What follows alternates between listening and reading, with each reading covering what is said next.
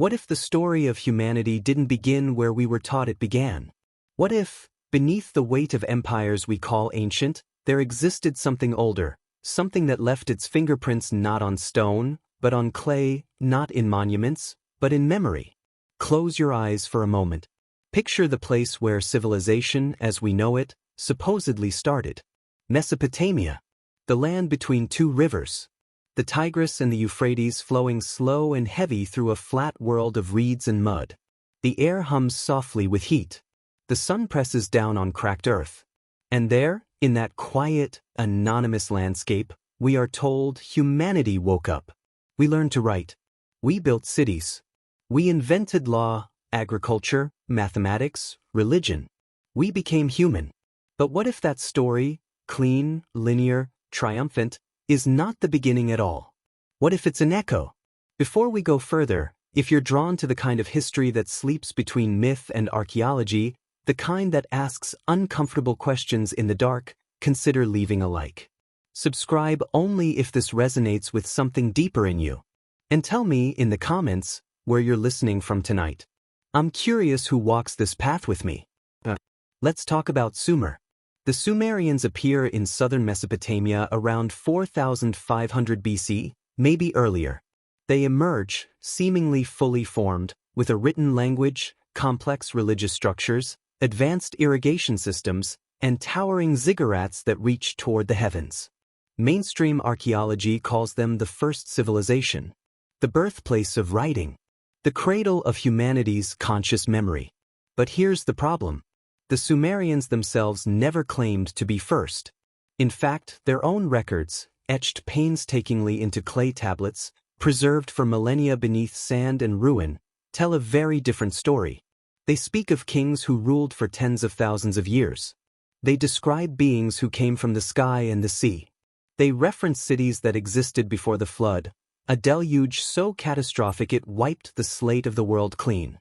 And in those texts, written in the world's oldest script, they describe something that should not exist according to our timeline: knowledge of astronomy, genetics, cosmic cycles, and human creation that rivals, and in some cases surpasses, what we only rediscovered in the last 2 centuries. If the Sumerians were not the first, then who were they remembering? Let's begin with the Sumerian king list. This ancient document, compiled around 2100 BCE but referencing far older sources, is one of the most controversial artifacts in archaeology. It lists the rulers of Sumer in chronological order, tracing kingship back to a time before the flood. And the reigns it describes are impossible. 8 kings, ruling for a combined total of 241,200 years. One king, Al-Yalim of Eridu, is said to have ruled for 28,800 years. Another, Alalgar, for 36,000 years. These are not symbolic numbers. They are recorded as historical fact, in the same sober tone used to describe later, more reasonable reigns of 20 or 30 years.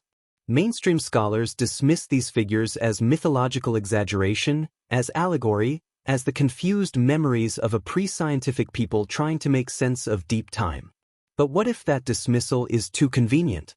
What if we are reading these texts through the wrong lens? Because here's what's unsettling: after the flood, the king list continues. And the reigns suddenly become shorter. Still long by our standards, hundreds of years, but no longer spanning millennia. It's as if something changed.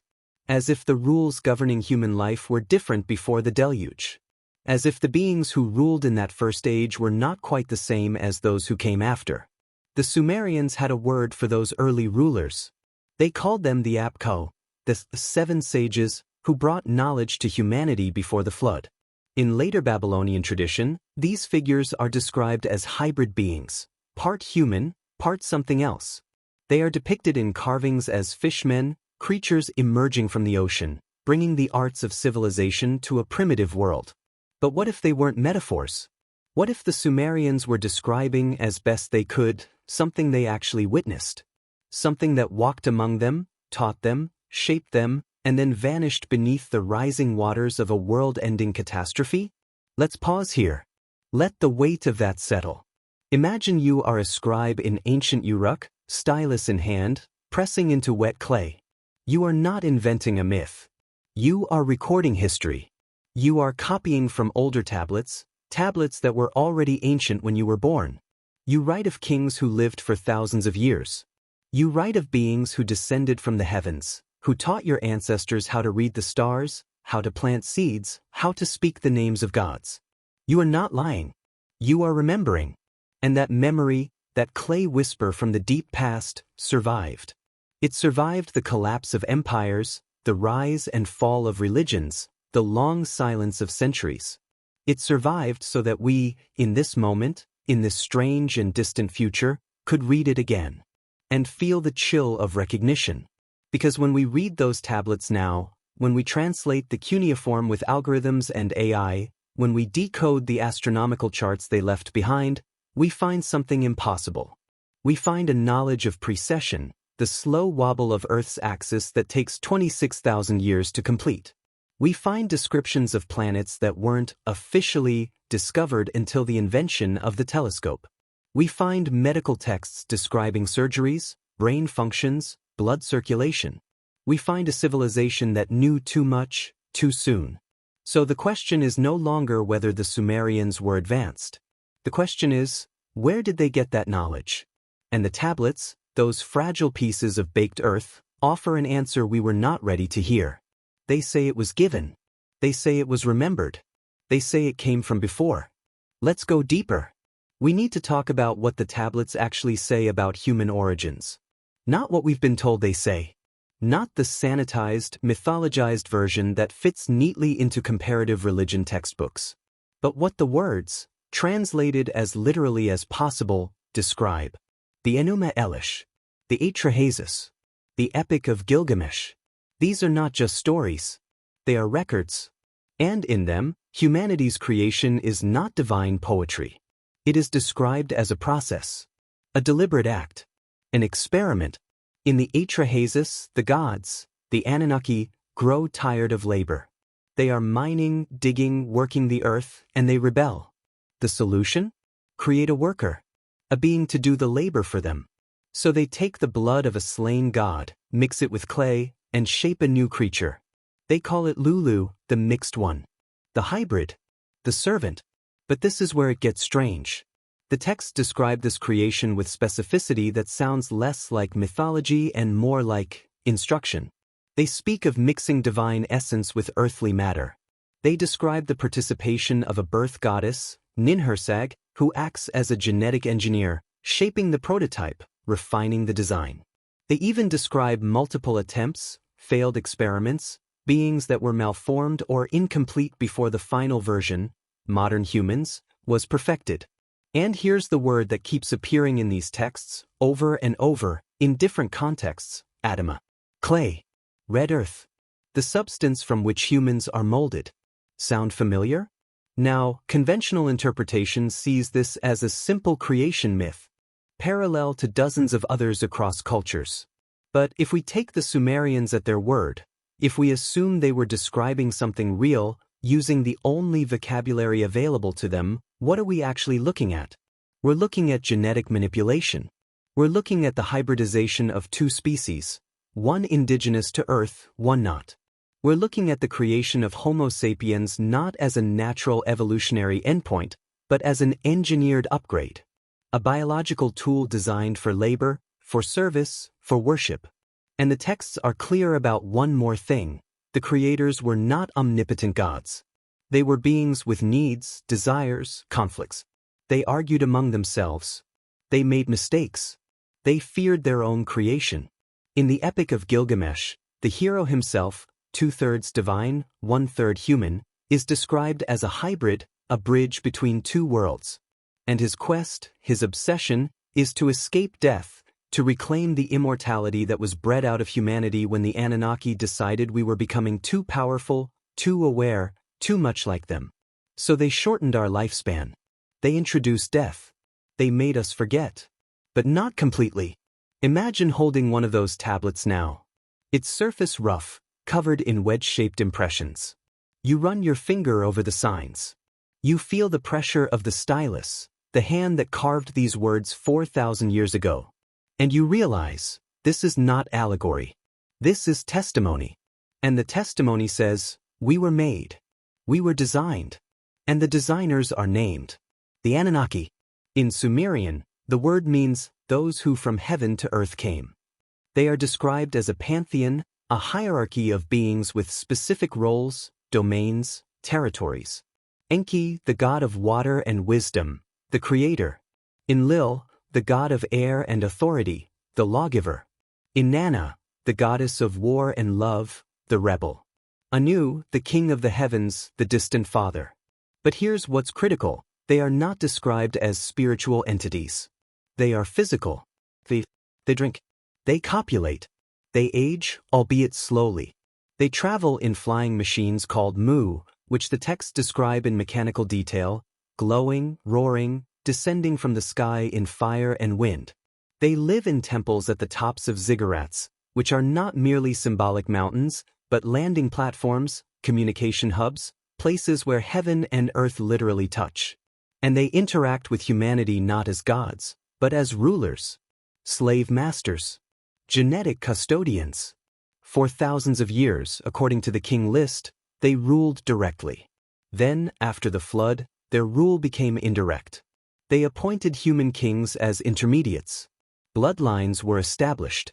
Royal families claimed descent from the gods, and that claim was taken seriously because it was literally true. The blood of the Anunnaki flowed through certain lineages, giving them longer life, greater intelligence, the right to rule. And those bloodlines obsessed over purity, over continuity, over remembering, because forgetting was the greatest danger. Let's talk about the flood. Every ancient culture has a flood myth. The biblical Noah, the Greek Deucalion, the Hindu Manu, the Native American legends of a great deluge. But the Sumerian version, recorded in the Eridu Genesis and the Epic of Gilgamesh, is the oldest. And it is not a myth. It is a memory. Around 11,600 years ago, at the end of the last ice age, the world changed catastrophically. Sea levels rose by more than 400 feet. Coastlines were obliterated. Islands vanished. Entire ecosystems drowned. This is geological fact. It's called Meltwater Pulse 1b, and it happened fast, perhaps within a single generation. Imagine the terror. Imagine watching the ocean rise, day after day, swallowing the lowlands, the river valleys, the places where people lived. Imagine the desperate migrations, the collapse of communities, the loss of knowledge as libraries burned, as elders drowned, as entire civilizations were erased. But some survived. And they remembered. The Sumerian texts describe a man named Usadra, later called Utnapishtim in the Babylonian version, and Noah in the Hebrew, who is warned by Enki, the compassionate god, to build a great boat. He is given exact dimensions. He is told to take seeds, animals, craftsmen, knowledge. He is told to preserve what can be preserved, because the other gods, led by Enlil, have decided to wipe humanity from the earth. Because we were too loud, too numerous, too aware. We were becoming a problem. So the flood was not natural. It was intentional. A reset button. A culling. But Enki, the creator, could not bear to see his creation entirely destroyed. So he saved a remnant. He preserved the knowledge. He ensured that after the waters receded, humanity could rebuild. Not from scratch, but from memory. And that memory is Sumer. Let's follow the thread further.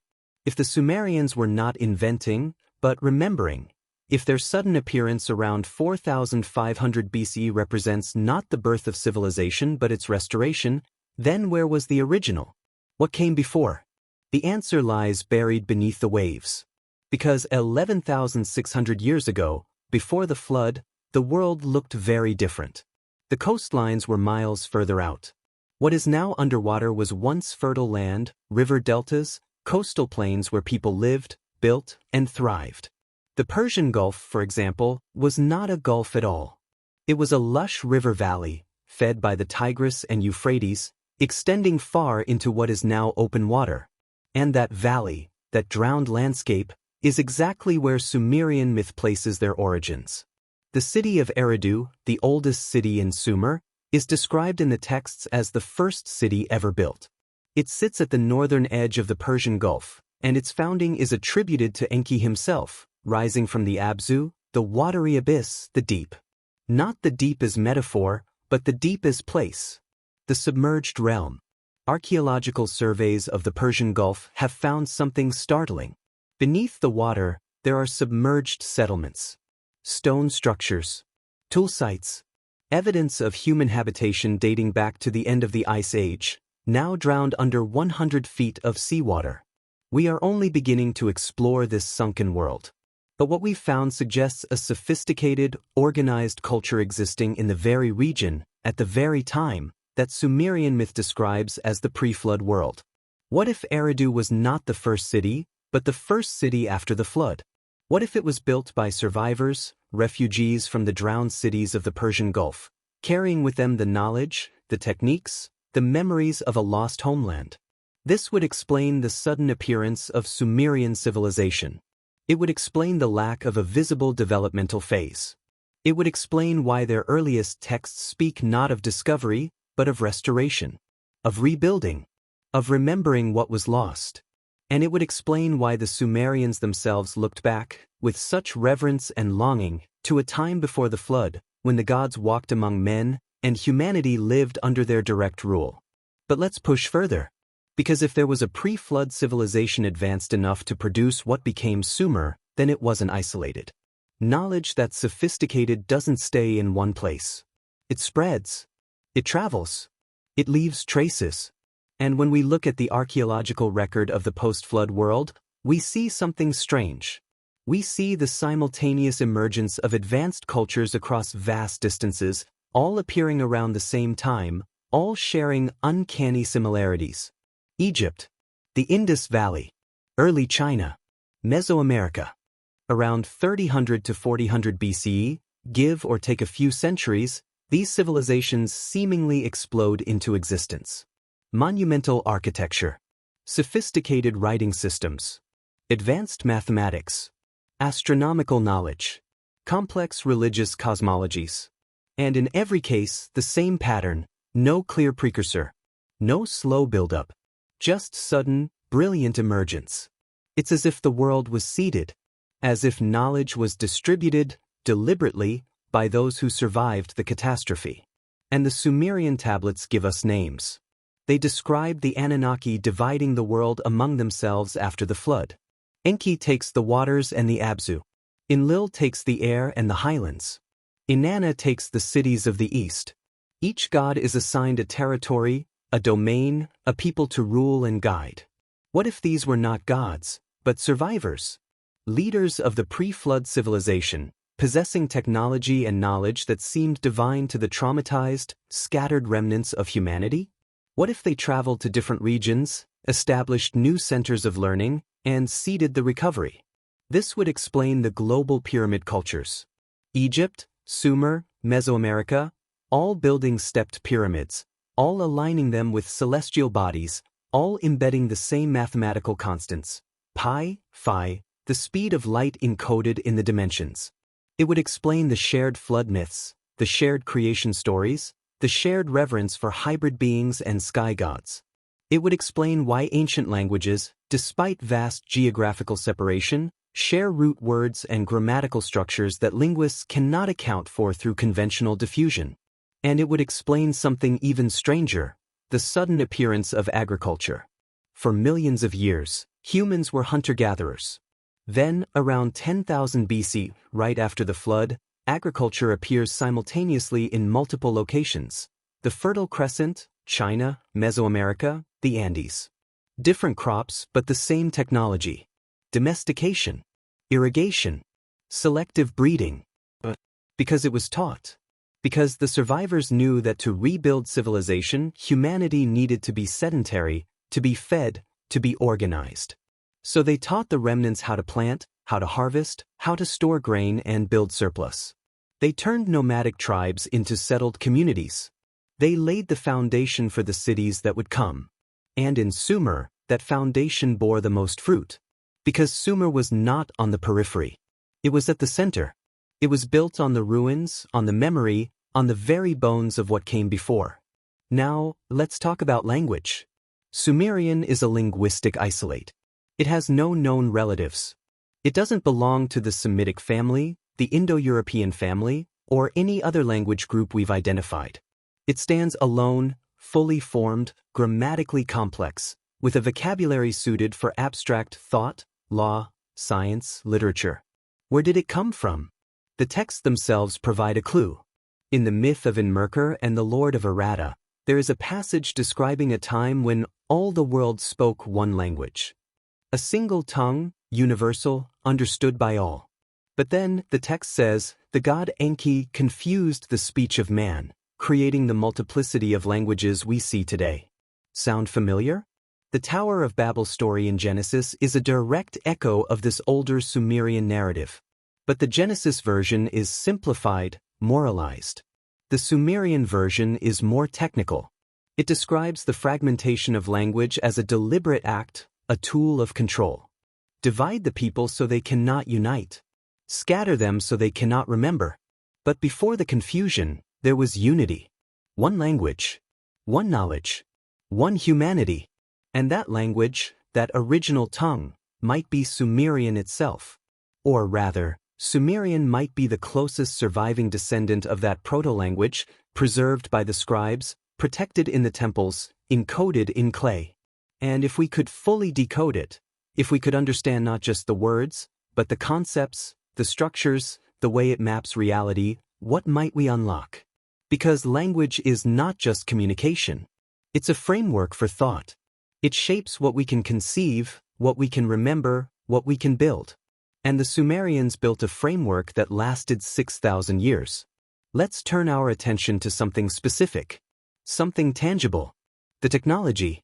Because if the Sumerians were remembering rather than inventing, then we should find evidence not of primitive experimentation, but of sophisticated application.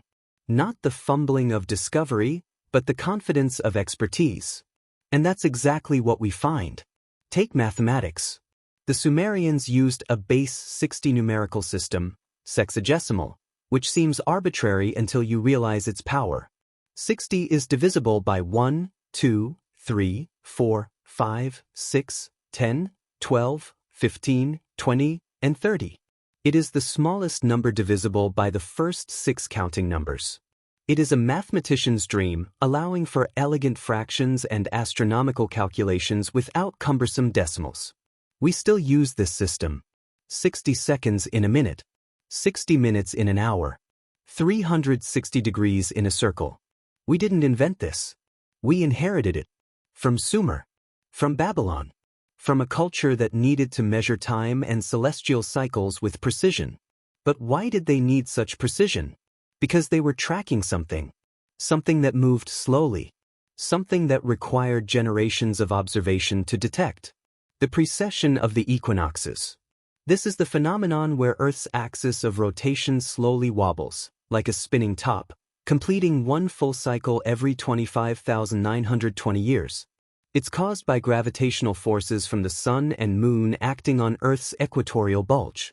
And it's so gradual that it shifts the position of the stars by only 1 degree every 72 years. To detect this, you need continuous observation over centuries. You need accurate records. You need institutional memory. And the Sumerians had it. Their astronomical texts describe the zodiac, the division of the ecliptic into 12 sections, each corresponding to a constellation. But more than that, they describe the slow drift of the equinoxes through the zodiac, the age of Taurus giving way to the age of Aries, and eventually to the age of Pisces. They knew. They tracked it. They encoded it in their myths, their temples, their calendars. Hipparchus, the Greek astronomer, is credited with discovering precession in the 2nd century BC. But the Sumerians were documenting it 3,000 years earlier. Unless they didn't discover it. Unless they were taught. Now let's talk about medicine. Sumerian medical texts describe surgical procedures, trepanation, cataract removal, dental work. They list hundreds of pharmaceutical compounds made from plants, minerals, and animal products, with specific dosages and applications. They describe symptoms of diseases with clinical precision, fever, inflammation, infection, and prescribe treatments that, when analyzed by modern pharmacologists, turn out to be effective. They understood the circulatory system. They knew the brain controlled the body. They performed cesarean sections. This is not folk medicine. This is empirical science. And it appears fully developed in the earliest texts. No trial and error recorded. No evolution of technique. Just knowledge applied. Then there's metallurgy. The Sumerians were smelting copper, tin, and bronze by 3500 BC. They were alloying metals, casting tools, creating weapons and jewelry with techniques that required controlled temperatures, specific ratios, and an understanding of material properties. But copper and tin don't occur together. Naturally, tin is rare. It has to be mined from distant sources, Afghanistan, Central Asia, and transported across vast distances. How did the Sumerians know to look for it? How did they know the exact ratio, about 10% tin to copper, that produces the hardest, most durable bronze? Trial and error? Over centuries? Or were they following instructions? Recipes passed down from before? Let's talk about the library. In the ruins of Nippur, archaeologists uncovered over 60,000 cuneiform tablets. Not religious texts. Not royal propaganda. But school texts, dictionaries, grammar guides, mathematical tables, astronomical charts, legal contracts, medical manuals. This was a center of learning, a university, in effect, operating 4,000 years ago. And the tablets reveal something extraordinary. The scribes were not creating knowledge. They were preserving it. They were copying from older tablets, some of which were already ancient, already fragmentary, already difficult to read. In the margins, you can find scribal notes, original damaged, meaning uncertain. This word is archaic. They were struggling to understand texts written in their own language, but from a time so distant that the dialect had shifted, the context had been lost. They were archaeologists of their own past. And what were they copying? Star maps. Listings of constellations with coordinates. Descriptions of planets, including, controversially, references to celestial bodies that shouldn't have been visible to the naked eye. One tablet describes a 10th planet in the outer solar system, beyond Neptune. Another describes the asteroid belt as the remnants of a destroyed planet, called Tiamat in the creation myth. Coincidence? Or was Sumerian cosmology not myth, but astronomy rendered in narrative form, designed to be memorable, to survive, to be passed down even when the technical knowledge was lost? Because that's the genius of myth. It's durable. It's transmissible. You don't need to understand the physics to tell the story. You just need to remember the names, the sequence, the structure. And when the time comes, when humanity is ready, the myth can be decoded. The science can be extracted. We are doing that now. AI algorithms are translating cuneiform faster than human scholars ever could. We're feeding the tablets into neural networks, and the machines are finding patterns, connections, references that eluded generations of Assyriologists. And what's emerging is a picture of a civilization that was far more advanced, far more knowledgeable, far more connected to a deeper past than we ever imagined. But there's something else in the tablets. Something darker. The texts describe conflicts among the gods. Wars fought with terrifying weapons. Cities destroyed in an instant, reduced to ash and glass. Descriptions of weapons that heralded storms, of brilliance that devoured the land, of poison clouds that brought death to all who breathed. The language is poetic, but the details are specific. Radiation sickness, nuclear fallout, scorched earth. And in the archaeological record, we find anomalies. Layers of vitrified stone, rock melted by temperatures exceeding 1,500 degrees Celsius, in ancient sites across the Middle East. Skeletons with elevated radiation levels in the ruins of Mohenjo-Daro, an Indus Valley city that shows signs of sudden, catastrophic destruction. Were these natural disasters? Or were they something else? Were the gods not just rulers, but combatants? And did their wars reshape the landscape, erase entire cities, and traumatize the survivors into forgetting? Because the texts are clear. After the flood, after the wars, there was a decision made by the Anunnaki. Humanity would be allowed to continue. But we would not be allowed to remember everything. We would not be allowed to become like them. So the knowledge was hidden, buried, encoded, waiting for the day we were ready to dig it up again. And that day, it seems, is now. Now, let's widen the lens. Because if Sumer was a restoration, then we need to ask, what else was restored? Who else survived? Where else did the refugees go? The answer is, everywhere. And the fingerprints are undeniable. Let's start with Egypt. The conventional timeline places the unification of Upper and Lower Egypt around 3100 BCE, under the pharaoh Narmer. The pyramids, the Sphinx, the temples, all built within a few centuries, by a people who, we're told, had only recently transitioned from Stone Age tribes to one of the most sophisticated civilizations on Earth. But the timeline doesn't hold. The Great Pyramid at Giza, officially attributed to Khufu around 2580 BCE, is a mathematical marvel. Its dimensions encode the ratio of the Earth's circumference to its diameter, pi, with an accuracy of 99.9%. It is aligned to true north with a precision of 3/60ths of a single degree, a feat that requires knowledge of the Earth's axial tilt and rotation. Its internal chambers align with specific stars, Orion's belt, Sirius, marking celestial events with ritualistic and astronomical significance. The Egyptians had no iron tools, no pulleys, no wheels, according to the official record.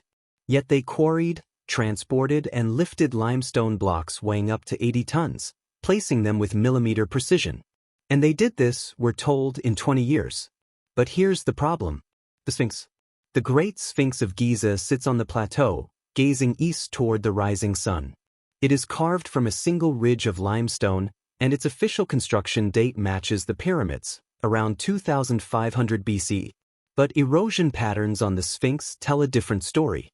Geologists, specifically Robert Schoch, a Boston University professor, have examined the weathering on the Sphinx enclosure and concluded that it shows signs of prolonged water erosion, not wind erosion. Deep, vertical channels carved by heavy rainfall over centuries.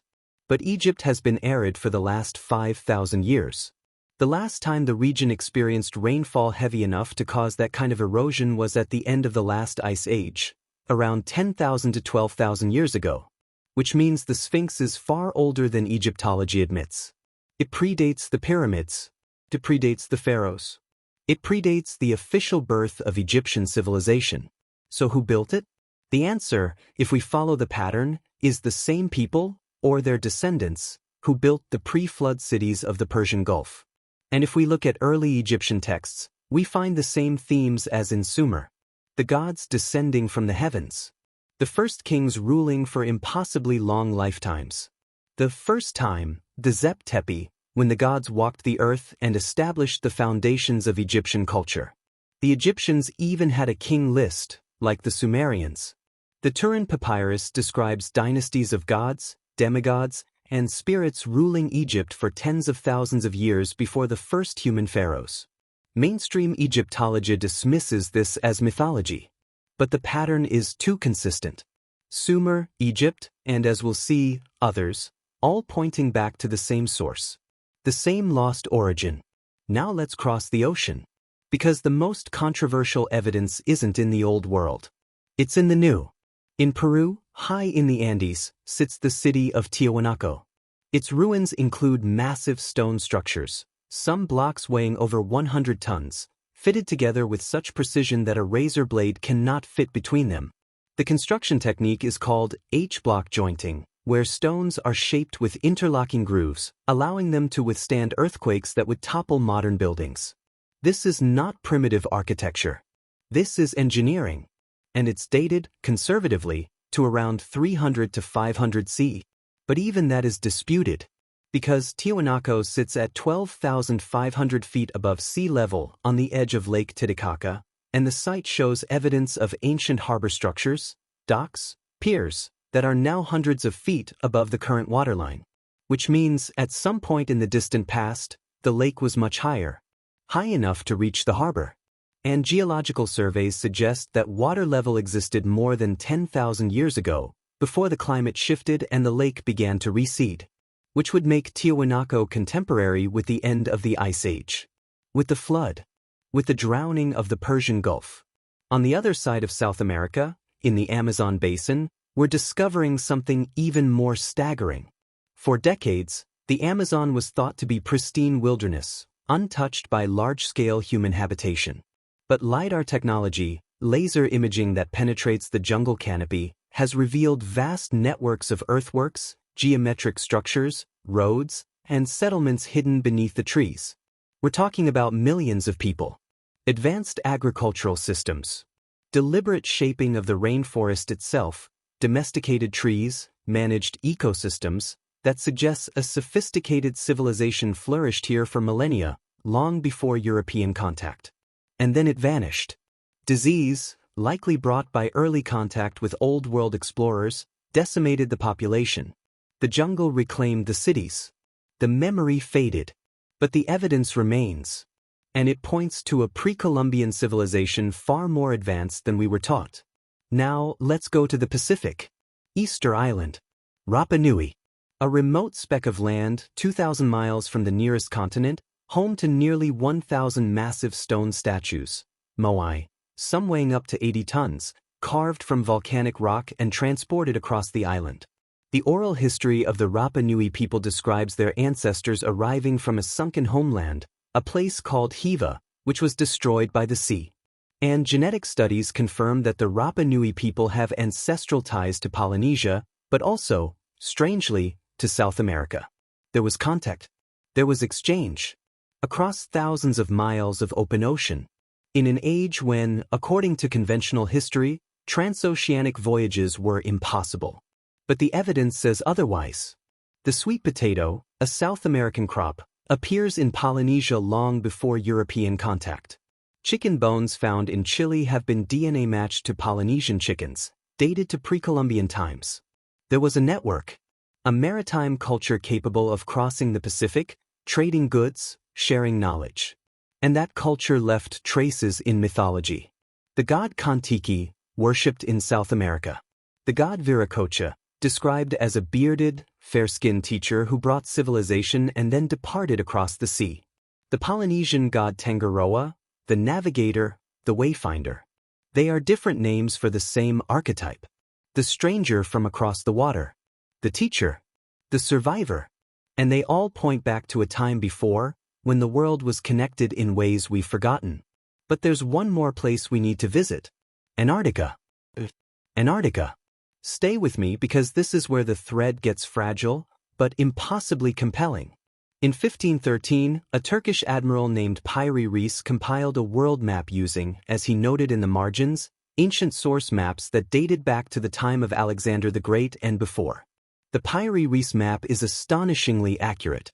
It depicts the coastlines of South America and Africa with precision that rivals modern cartography. But there's something on that map that shouldn't be there. Antarctica. Not the ice-covered continent we know today, but a landmass with detailed coastline features, mountains, rivers, geographical details that would have been visible only if the land were ice-free. Antarctica has been covered in ice for at least 6,000 years, possibly longer. And yet, here it is, mapped with accuracy that suggests either direct observation or access to much older maps made when the continent was habitable. Mainstream scholars dismiss this as misidentification. Perhaps it's just an exaggerated depiction of South America. But when cartographers analyzed the Piri Reis map using modern projections, they found something startling. The coastline depicted matches the actual subglacial topography of Queen Maud Land in Antarctica, the shape of the bedrock beneath the ice, which we only confirmed using seismic surveys and satellite data in the 20th century.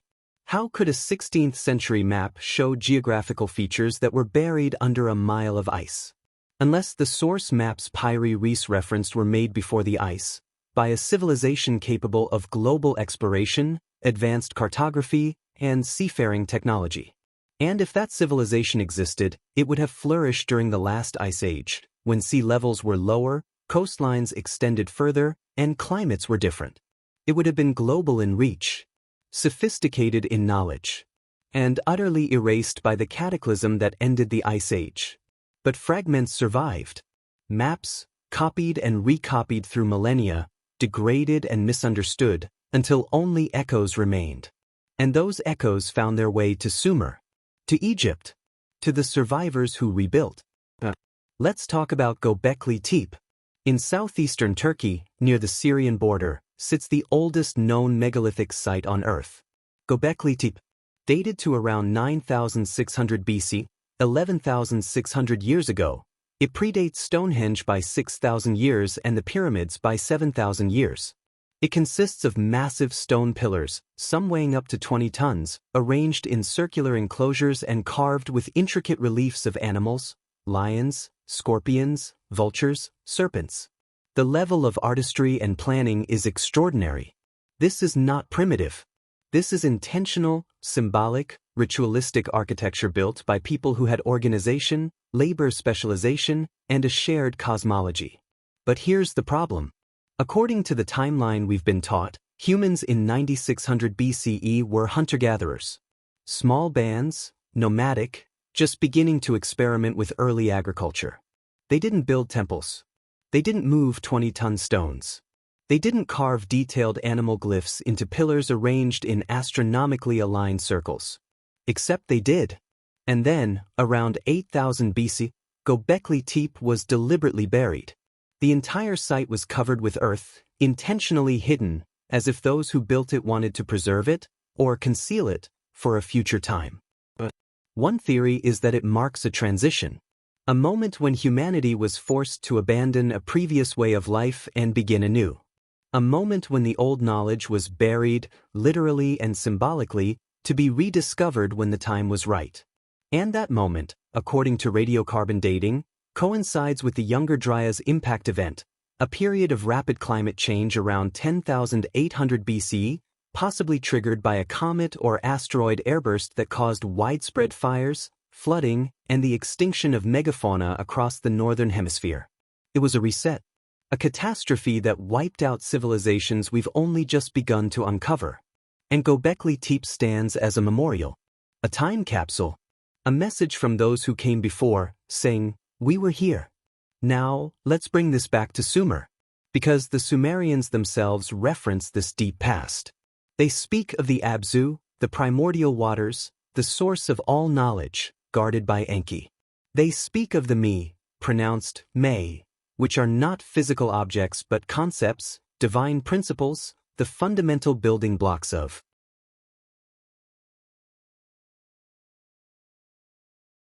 civilization, law, art, music, writing, agriculture, governance, war.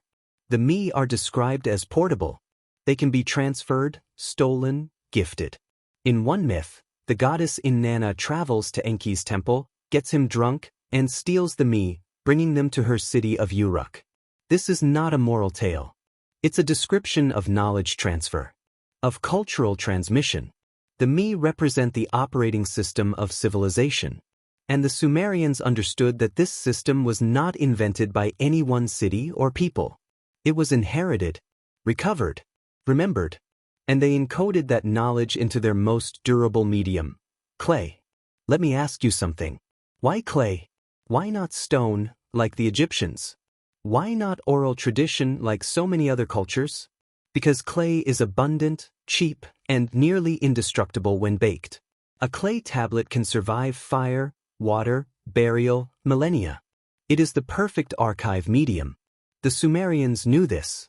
They were not just writing for themselves. They were writing for us. For the future. For whoever would come after, when the next cycle ended and the next remembering began. And they were right.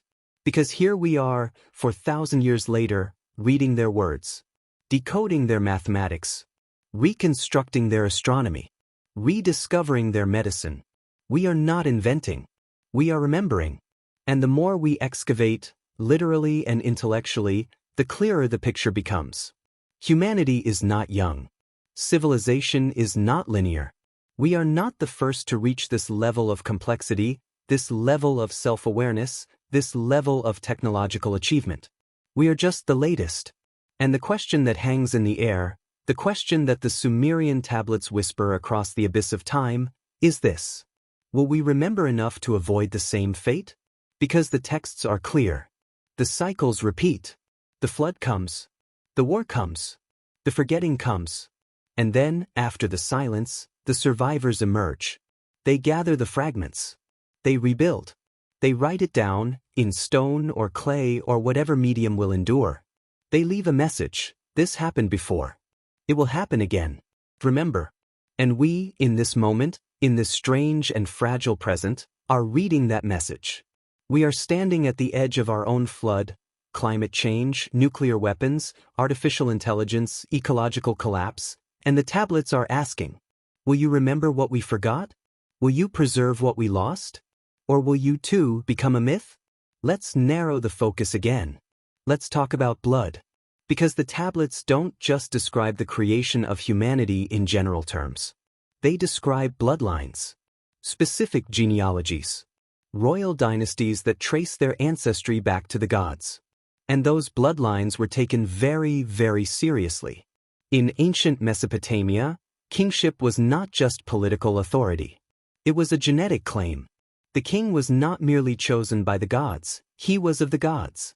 His blood carried the essence of the Anunnaki, and that made him different. Longer lived. Wiser. More powerful. This is why brother-sister marriages were common among royalty, not just in Mesopotamia, but in Egypt, in the Andes, in isolated island cultures. It wasn't just about consolidating power. It was about preserving the bloodline. About keeping the divine essence pure, undiluted by fully human genetics. The pharaohs of Egypt married their sisters. The Inca emperors did the same. And in both cultures, the official ideology was identical. The ruler was a living god, a bridge between heaven and earth. But what if this wasn't ideology? What if it was biology? Modern genetics has given us tools the ancients didn't have. We can sequence DNA from ancient remains, trace lineages, identify genetic markers that reveal ancestry, migration, and even interbreeding with archaic human species like Neanderthals and Denisovans. And what we're finding is unsettling. There are genetic anomalies in ancient royal lineages, markers that don't fit neatly into the standard model of human evolution. Elongated skulls, for example, found in elite burials across Egypt, Peru, and Malta, were once dismissed as artificial cranial deformation. But recent studies have shown that some of these skulls have structural differences that cannot be explained by binding or shaping. Larger cranial volume, different suture patterns, features that suggest genetic variation, not cultural modification. Were these the descendants of the hybrids? The Nephilim, the giants mentioned in the Bible, the offspring of the sons of God and the daughters of men? The Sumerian texts describe exactly this. The Anunnaki mating with human women, producing a hybrid lineage. The demigods, the heroes, the kings. And those bloodlines were obsessed with continuity, with remembrance, with preserving not just their power, but their knowledge. Because the knowledge was genetic. Let me explain. There's a concept in modern genetics called epigenetics, the study of how experiences, environment, and trauma can alter gene expression and even be passed down to offspring. Memories, in a sense, encoded not in neurons but in DNA. What if the Anunnaki, or whoever they were, understood this?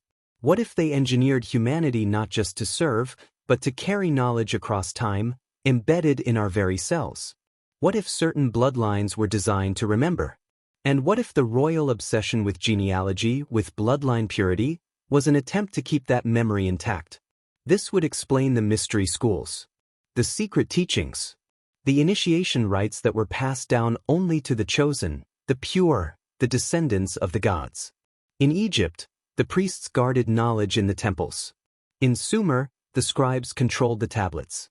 In both cultures, literacy was restricted, sacred, powerful. Writing was not just a skill. It was a key, a way to unlock memory. And the initiated were taught to see beyond the surface. To read the symbols not as words, but as codes, as maps, as instructions. The pyramids are not just tombs. They are textbooks. The ziggurats are not just temples. They are astronomical observatories. The myths are not just stories. They are data, compressed and encrypted, waiting to be unpacked by those who remember how. Now, let's talk about something specific. Something deeply strange. The tablets describe a substance called the food of the gods and the water of life. These are not metaphors. They are physical substances consumed by the Anunnaki that grant longevity, vitality, even immortality. In the Epic of Gilgamesh, the hero seeks a plant that grows at the bottom of the sea, called the plant of heartbeat, which can restore youth. He finds it, but a serpent steals it, and the chance for immortality is lost. In Egyptian mythology, the gods consume white bread and drink white beer, substances that sustain them and differentiate them from mortals. In Hindu texts, the gods churn the ocean to produce amrita, the nectar of immortality. In Greek myth, the gods consume ambrosia and nectar, foods that grant eternal life. Different cultures, different names. Same concept. What was this substance? Some researchers have speculated it was a reference to monoatomic gold, a form of gold with unusual properties, described in alchemical texts as the philosopher's stone, capable of enhancing mental clarity, healing, and extending life. Modern material science has confirmed that monoatomic elements, particularly gold and platinum, exhibit strange quantum behaviors and have potential applications in superconductivity and medicine. Was this the secret? A technological understanding of material science, lost and encoded in myth? Or was it something simpler and more profound? Selective breeding, genetic modification, and medical knowledge that allowed the Anunnaki to live far longer than baseline humans? Because the tablets are clear. The gods aged but slowly. They were not invulnerable. They could be wounded, killed. But their lifespan was measured in thousands of years, not decades. And they tried to keep that advantage to themselves. In the Epic of Gilgamesh, when the hero approaches the realm of the gods, he is told, "You will not find the life you seek." When the gods created man, they kept eternal life for themselves. A deliberate withholding. A genetic lockbox. But leaks happened. Hybridization. The bloodlines mingled. And some humans inherited a fraction of that longevity, that vitality, that memory. Those became the kings, the priests, the initiates. And they built empires on the foundation of that stolen knowledge. Now, think about this. Look at yourself in the mirror. You are the descendant of those people. You carry their DNA. And somewhere, buried deep in your genome, are the markers of a history you were never taught. The memory of a flood. The memory of gods who walked the earth.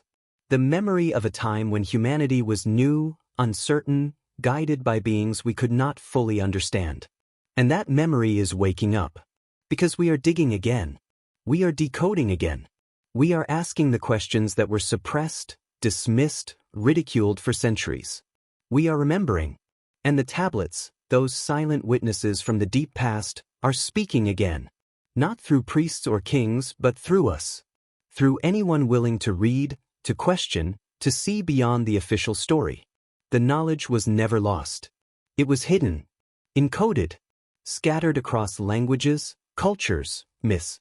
And now, with technology that would have seemed divine to the ancients, computers, AI, satellite imaging, DNA sequencing, we are gathering the fragments. We are rebuilding the picture. And what we're seeing is this. We are not the beginning.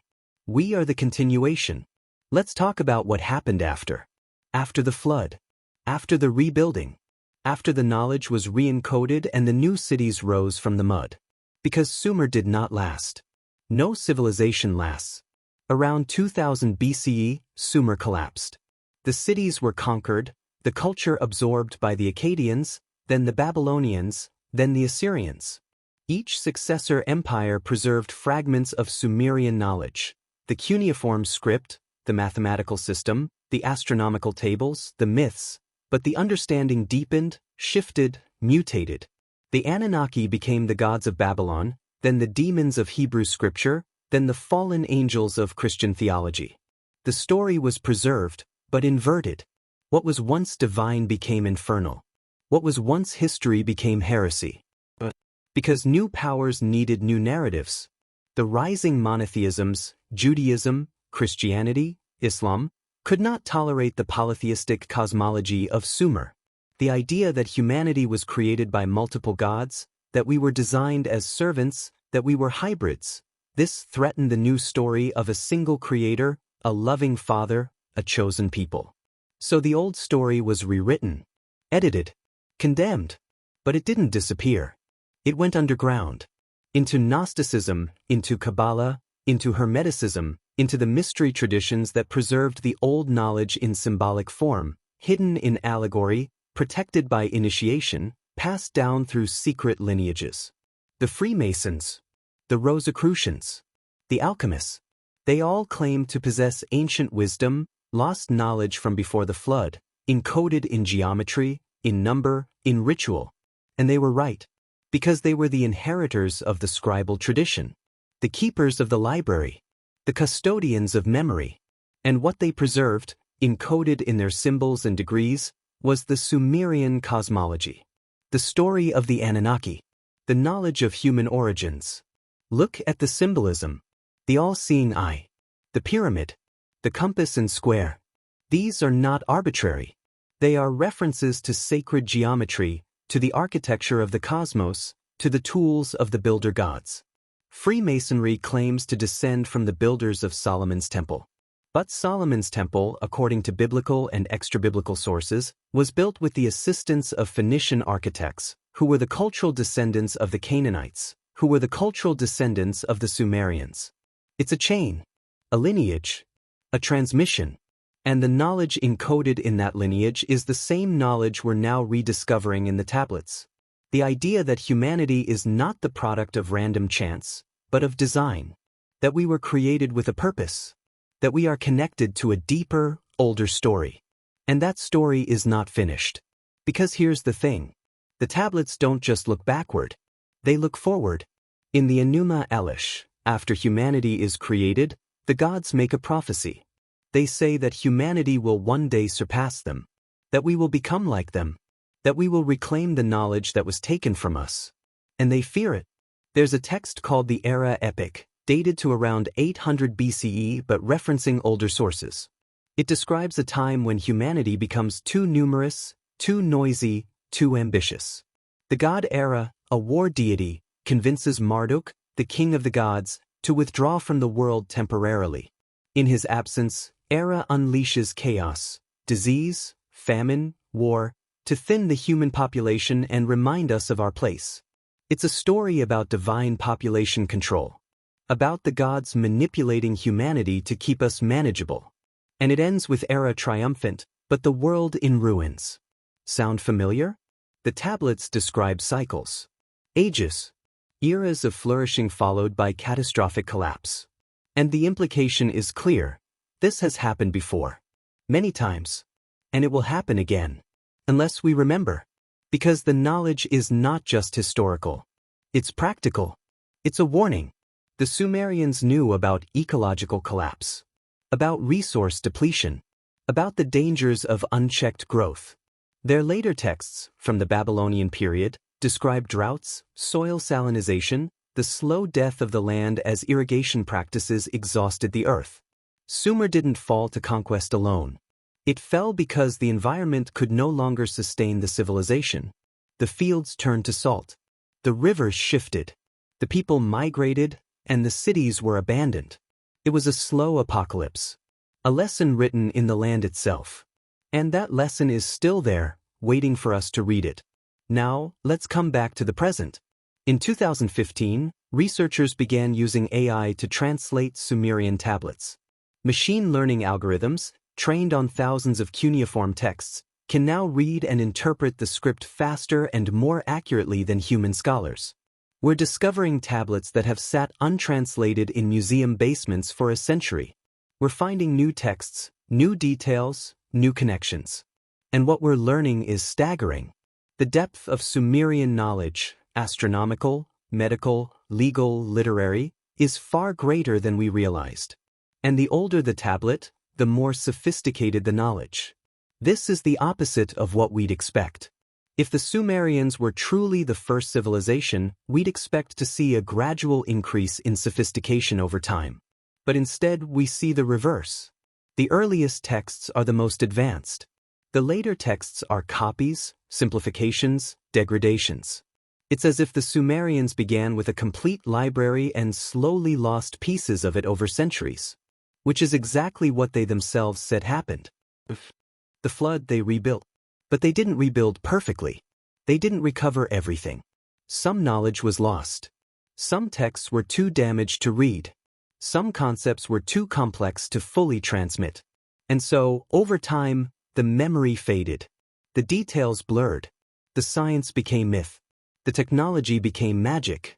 The history became legend. Until we forgot. But the tablets remained. Silent. Patient. Waiting in the dark for the day we would be ready to read them again. And that day is now. So what do we do with this?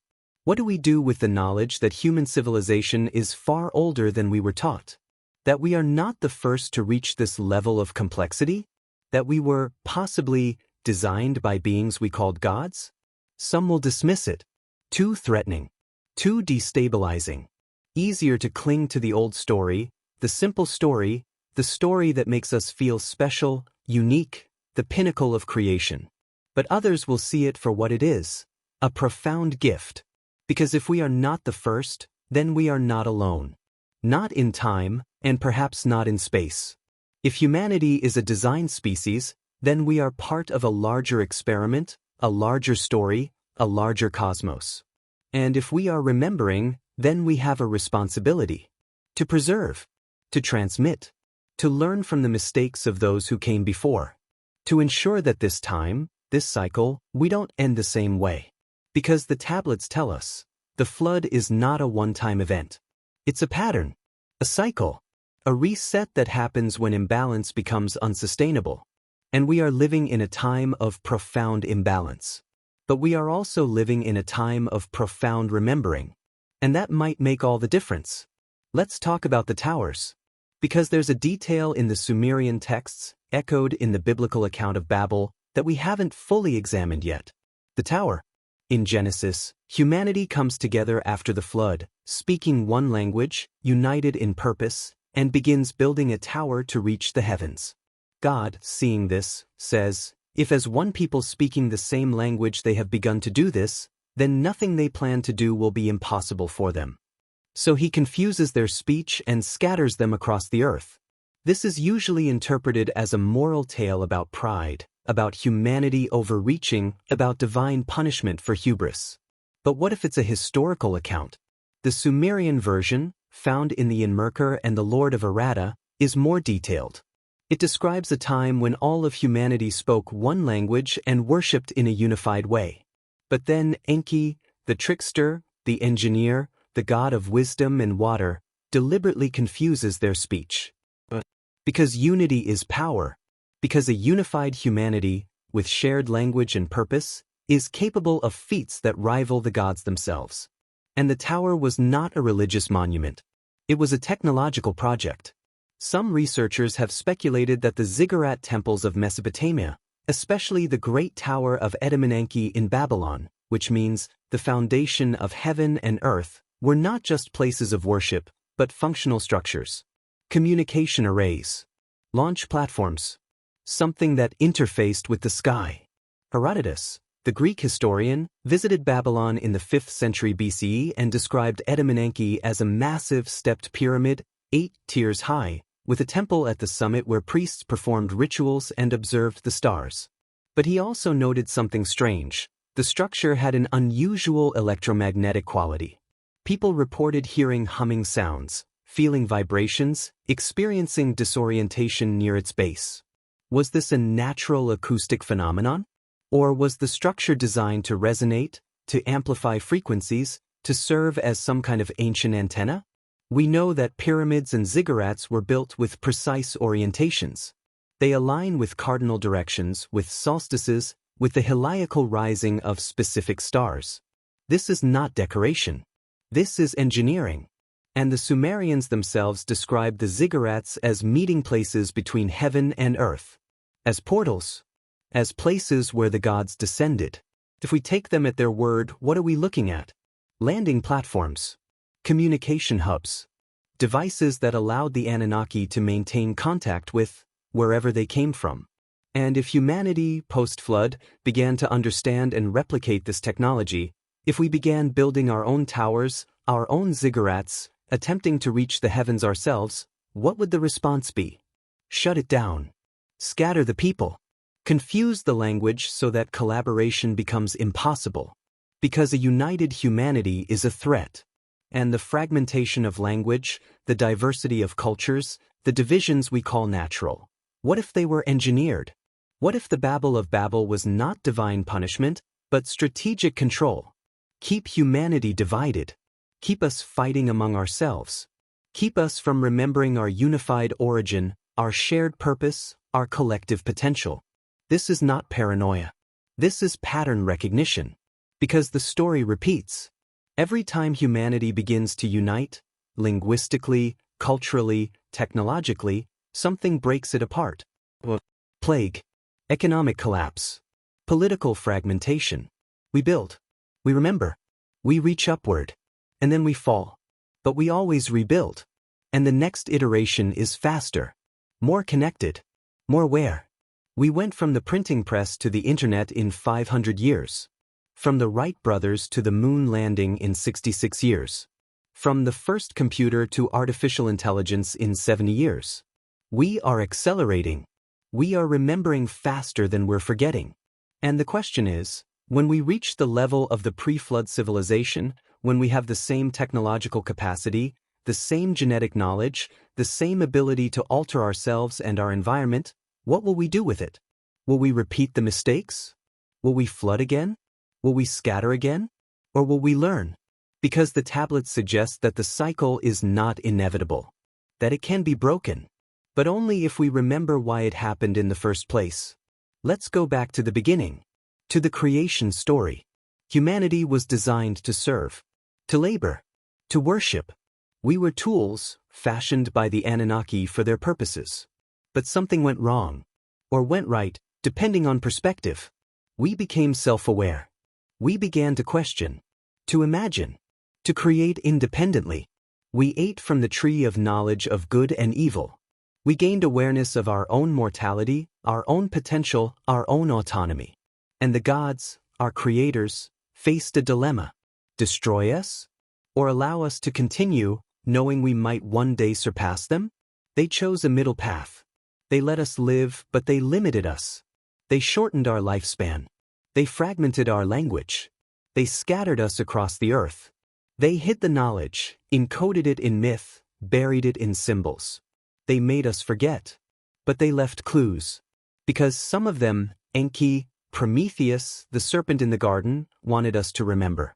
They were the rebels, the teachers, the ones who sided with humanity over their own kind. And the knowledge they left is still here. In the tablets.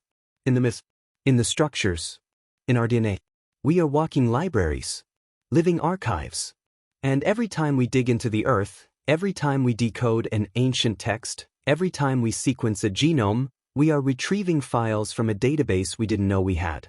We are remembering ourselves. And the deeper we go, the stranger it gets.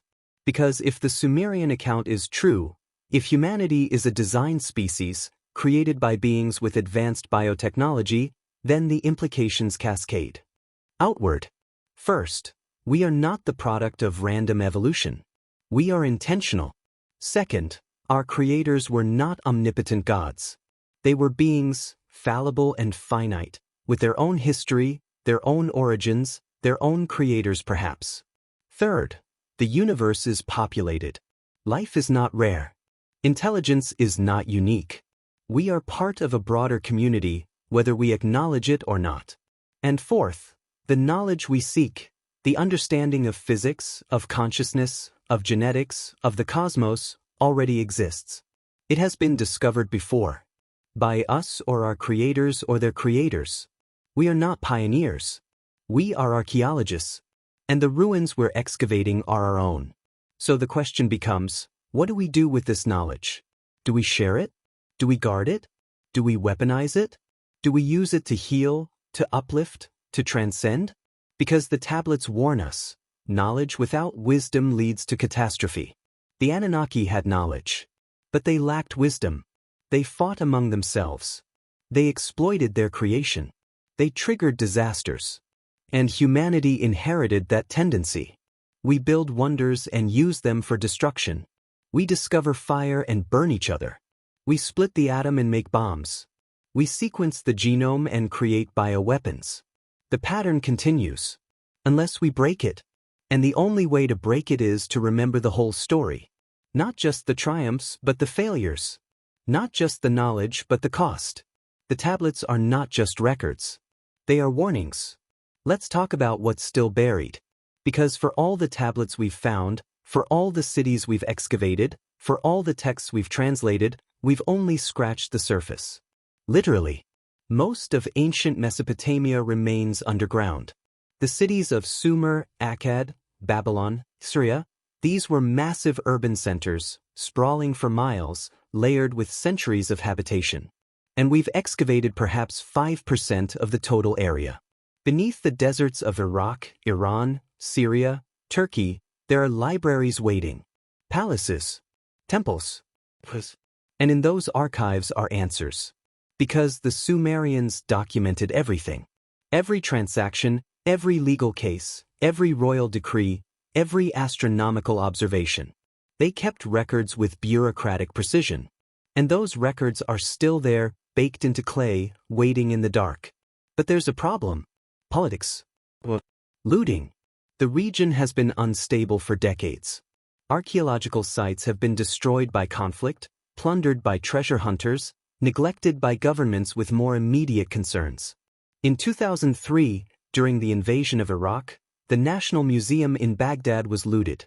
Thousands of artifacts were stolen, including cuneiform tablets, cylinder seals, and statues dating back to the earliest days of Sumer. Some have been recovered. Most have not. And even before that, sites like Nimrud and Nineveh were deliberately destroyed by ISIS, which saw the ancient ruins as idolatrous, as remnants of a pagan past that needed to be erased. Millennia of history, gone in moments.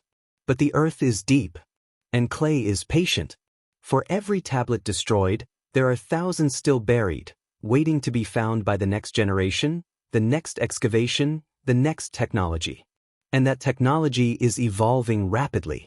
Ground-penetrating radar, satellite imaging, LiDAR. These tools allow us to see beneath the surface without digging, to map entire cities from above, to identify structures and anomalies that previous generations missed. In 2020, archaeologists used satellite imagery to discover over 100 previously unknown ancient settlements in the Fertile Crescent, some predating Sumer by thousands of years. The deeper we go, the older it gets. And the pattern remains consistent. Advanced knowledge, sudden appearance, no clear developmental phase. It's as if the entire region was settled, deliberately, by people who already knew what they were doing. By refugees. By survivors. By remembers. Now, let's talk about what might be in those buried archives. What if there are tablets that describe, in detail, the pre-flood civilization? Not in mythic terms, but in historical ones. Names, dates, technologies. What if there are maps of the antediluvian world, showing cities that are now underwater, landscapes that are now desert, climate zones that no longer exist? What if there are medical texts describing procedures we've only recently rediscovered, gene therapy, surgical techniques, pharmacology? What if there are astronomical texts describing celestial events we haven't witnessed yet, but will? What if there are records of contact, communications between the Anunnaki and their home, wherever that was? Because the tablets are clear that the gods came from somewhere. They descended. They arrived. They were not native to Earth. So where did they come from? The texts mention a place called Nibiru, described variously as a planet, a crossing point, a celestial object with a long elliptical orbit that brings it into the inner solar system once every 3,600 years. Mainstream astronomy dismisses Nibiru as myth. There's no evidence of a rogue planet in our solar system, no gravitational anomalies that would suggest its existence. But there are puzzles. The orbits of distant objects in the Kuiper Belt suggest the presence of an unseen massive object, dubbed Planet 9, by astronomers, that could be influencing their trajectories. Is this Nibiru? Probably not in the literal sense. but it suggests that our solar system is more complex, more dynamic than we've mapped. And if the Anunnaki came from within our solar system, if they were inhabitants of Mars or a moon of Jupiter or a now-destroyed planet in the asteroid belt, then the evidence would be there, waiting, in the ruins of their cities, their outposts, their bases. And we're beginning to look. The Mars rovers have photographed anomalies, geometric formations, structures that look artificial. NASA dismisses them as pareidolia, the human tendency to see patterns where none exist. But the images are compelling.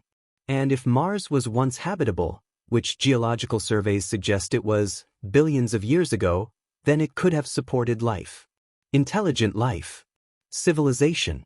And if that civilization faced its own catastrophe, solar flares, asteroid impact, atmospheric collapse, then survivors might have looked to the neighboring planet, Earth, as a refuge. This is speculation, but it fits the pattern. It explains the sudden arrival, the advanced knowledge, the sense of loss and longing that permeates the texts. The Anunnaki were refugees, survivors, exiles, and they reshaped Earth in the image of their lost home. The ziggurats echo the pyramids of Mars. The star alignments mirror celestial configurations from another perspective. The myths of a celestial homeland reflect a literal origin beyond Earth. And if this is true, then humanity's story is even stranger than the tablets suggest. Because we are not just the products of genetic engineering. We are the children of two worlds, Earth and somewhere else. Indigenous and alien. Hybrid in the deepest sense. And that hybridity is our strength. We inherited resilience from Earth's hominids, the species the Anunnaki used as the base material. We inherited intelligence from the Anunnaki themselves, encoded in the genetic modifications they introduced. We are the bridge. And our purpose, perhaps, is to reconnect what was severed, to remember what was forgotten, to reach outward, to the stars, and discover that we were always meant to return. But first, we have to survive. Because the tablets warn us, the cycle continues. The catastrophes repeat. The floods, the wars, the collapses, they are not random. They are built into the system, either by design, cosmic events, celestial mechanics, cycles of destruction and rebirth, or by failure, ecological mismanagement, resource depletion, self-inflicted extinction. And we are approaching the edge again.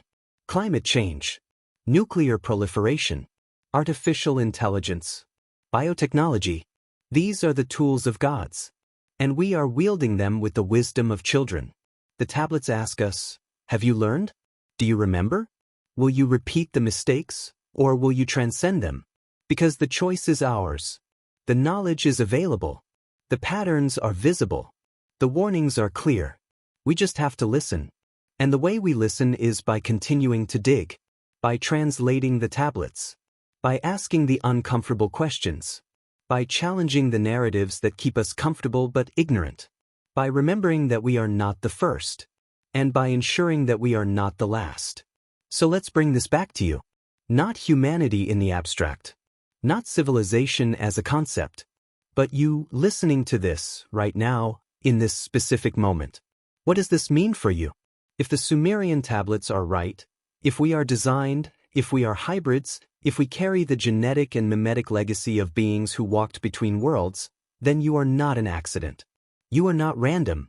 You are the product of intention, shaped over millennia, carrying within you the accumulated experience of countless generations, stretching back not just to the dawn of recorded history, but beyond, into the shadowed time before.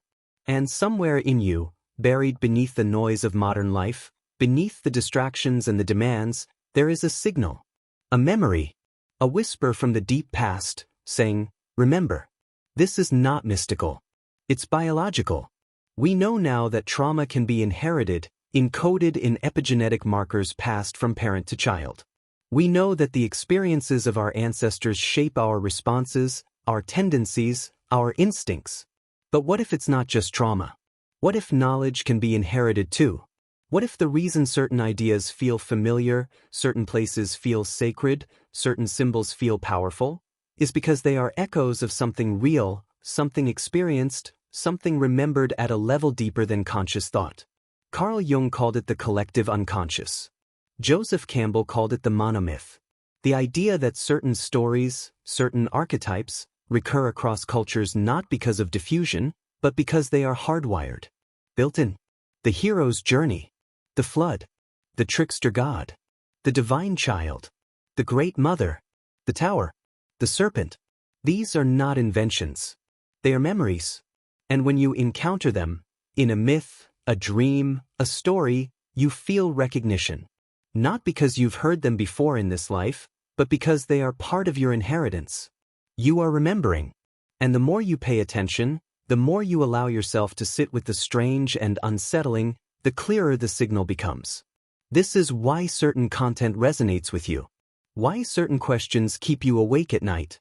Why you feel drawn to the ancient, the mysterious, the forbidden. Because somewhere deep in your DNA, in your neurons, in the quantum structure of your consciousness, there is a recognition. You know this story. Because you are part of it. Now, let's talk about what you can do with that. Because this is not just about passive consumption. This is not entertainment. This is an invitation. An invitation to participate in the great work of remembering. First, by paying attention. By reading the primary sources. By looking at the tablets, the myths, the archaeology, and forming your own conclusions. Don't take my word for it. Don't take anyone's word for it. Go to the source. The tablets are available. Online databases like the Cuneiform Digital Library Initiative have high-resolution images of thousands of texts. You can see them. Read the translations. Compare interpretations. Second, by asking questions. By refusing to accept simplistic explanations. By sitting with the uncomfortable, the paradoxical, the strange. Why does the Sumerian king list record reigns of tens of thousands of years? Why do flood myths appear in every culture? Why do ancient structures encode advanced mathematics and astronomy? Don't dismiss these questions. Pursue them. Third, by connecting. By recognizing that you are not alone in this inquiry.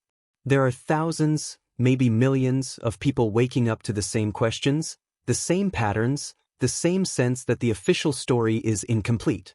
Find them. Talk to them. Share what you discover. Because the fragmentation of Babel was a tool of control. Unity is power. Shared knowledge accelerates understanding. And we are at a moment in history where the barriers are dissolving. We have global communication, instant translation, access to information that would have taken lifetimes to gather just a generation ago. We are building a new tower. Not of stone, but of consciousness. Not to reach the gods, but to become what we were always meant to be. A species that remembers, that learns, that transcends. And fourth, by creating.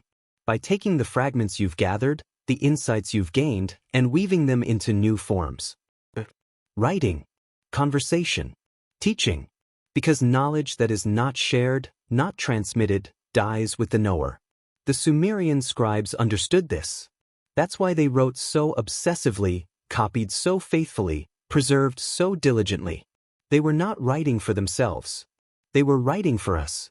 And now it's our turn. We are the scribes of this age. And our medium is digital, not clay, but the principle is the same. Encode the knowledge. Share it. Preserve it. So that when the next cycle comes, and it will come, one way or another, the memory survives. So that the next iteration of humanity, whether that's our children or some distant descendant, doesn't have to start from zero. So that we can break the cycle. Now, let me ask you something. Let me bring this full circle. If the Sumerians were right, if we were created by the Anunnaki, designed to serve, limited to prevent us from becoming too powerful, then what does that say about our current trajectory? We are, right now, on the verge of achieving everything the gods feared. We are decoding our own genome and editing it.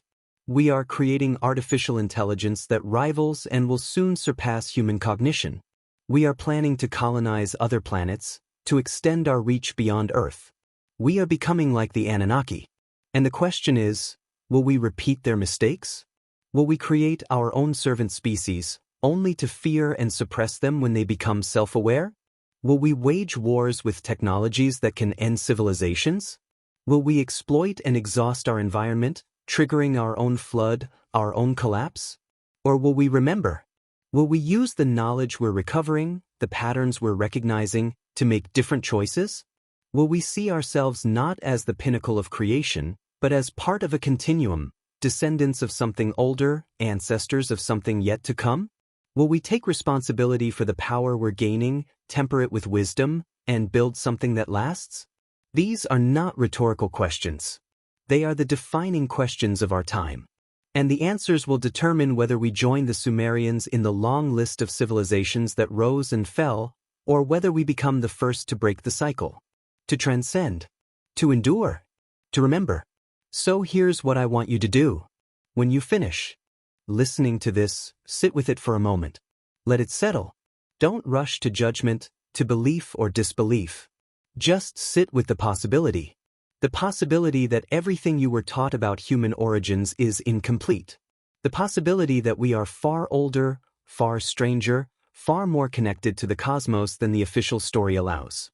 The possibility that you are part of a lineage that stretches back to the very beginning and forward to an unknown end. And ask yourself, what do I do with this? How does it change how I see myself, my purpose, my place in the world? And then if it resonates, share it. Talk about it. Explore it further. Because the remembering is not a solo act. It's collective. And the more of us who wake up to the deeper story, the stronger the signal becomes. Let's talk about the silence. Because one of the most striking things about the tablets, about the ruins, about the evidence we've been discussing, is how long it was silent. The last cuneiform tablet was written around 75 CE, in the city of Babylon. After that, the script was forgotten. The language was lost. For nearly 2,000 years, the tablets sat in the ruins, buried, ignored, weathered, and no one could read them. No one remembered. The Sumerian language, the Akkadian language, the entire literary and intellectual tradition of Mesopotamia vanished. Not because the texts were destroyed, but because the key to understanding them was lost. And then, in the 19th century, something extraordinary happened. Archaeologists began excavating Mesopotamia. They found the tablets, thousands of them, tens of thousands, and they found something else. The Behistun inscription, a massive trilingual text carved into a cliff face in Iran, written in Old Persian, Elamite, and Akkadian cuneiform.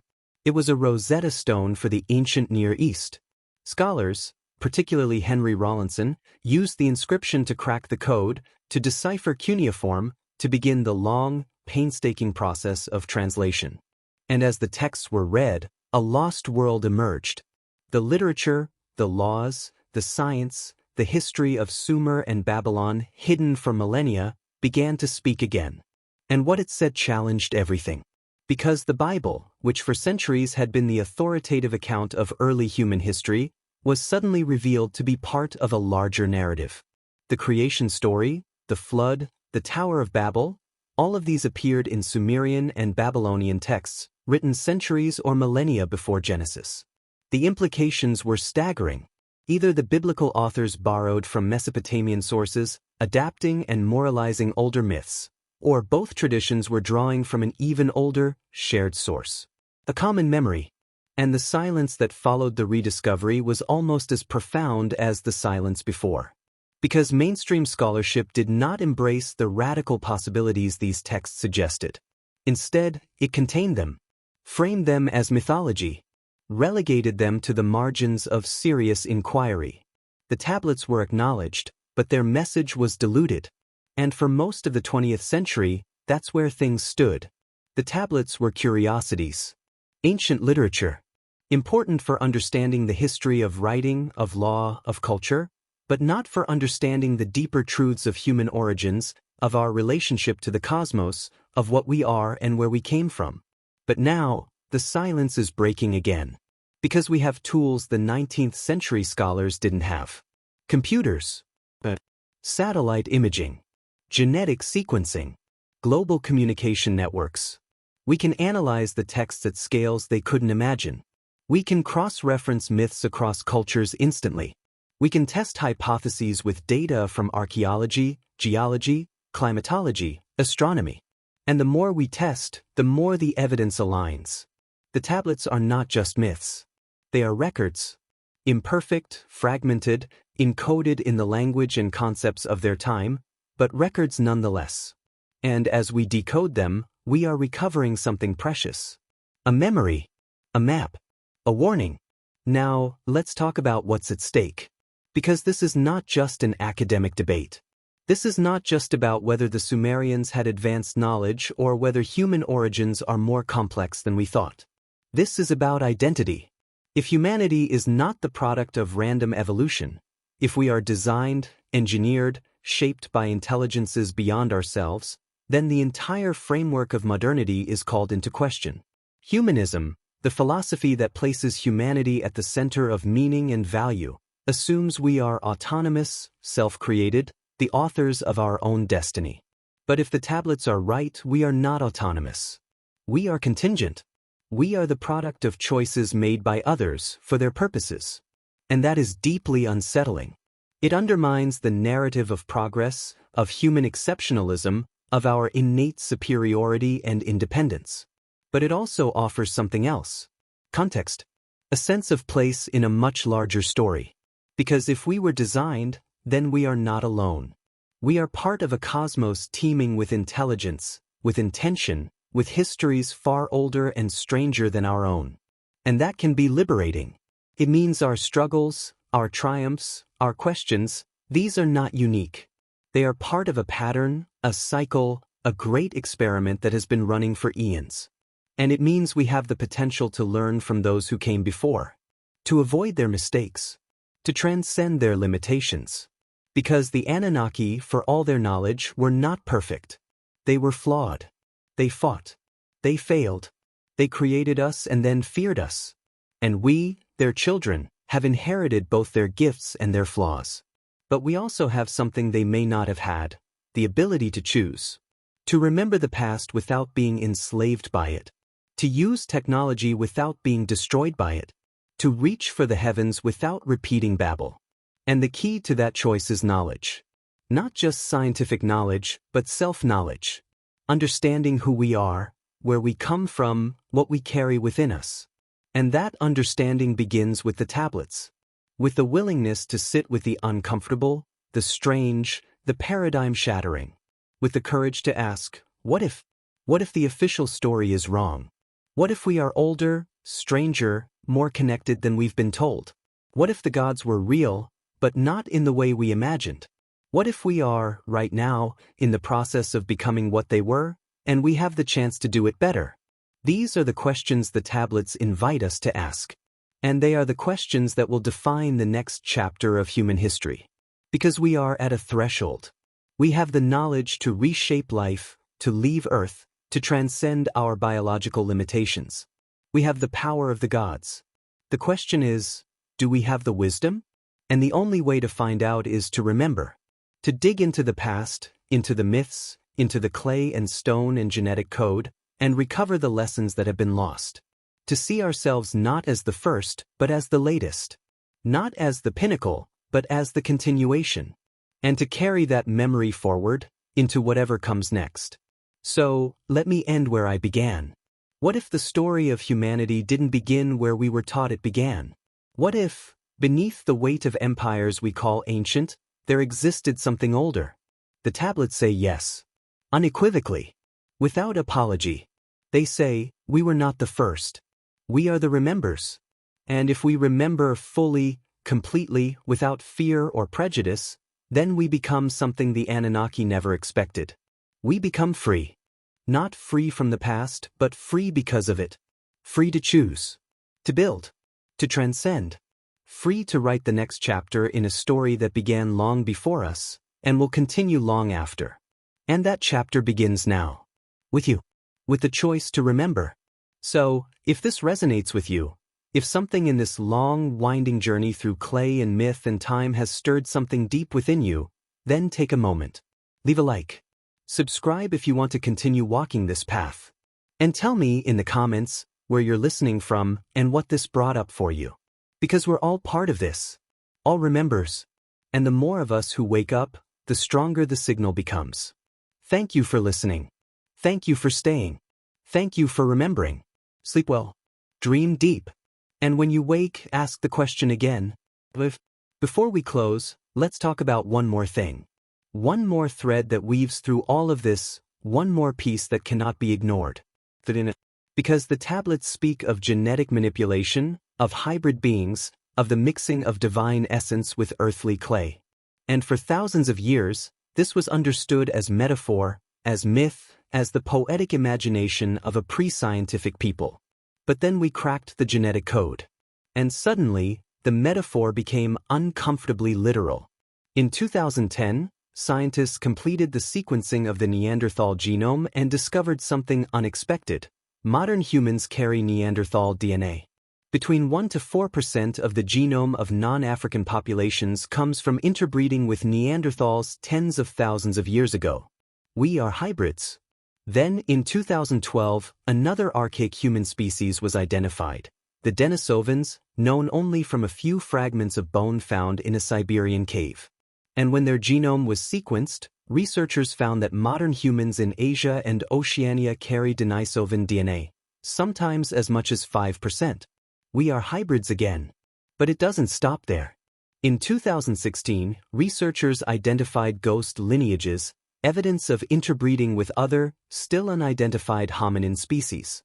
Populations that left no fossils, no artifacts, but whose genetic signature remains in modern humans. We are a mosaic, a blend, a mixture of multiple lineages, some known, some unknown.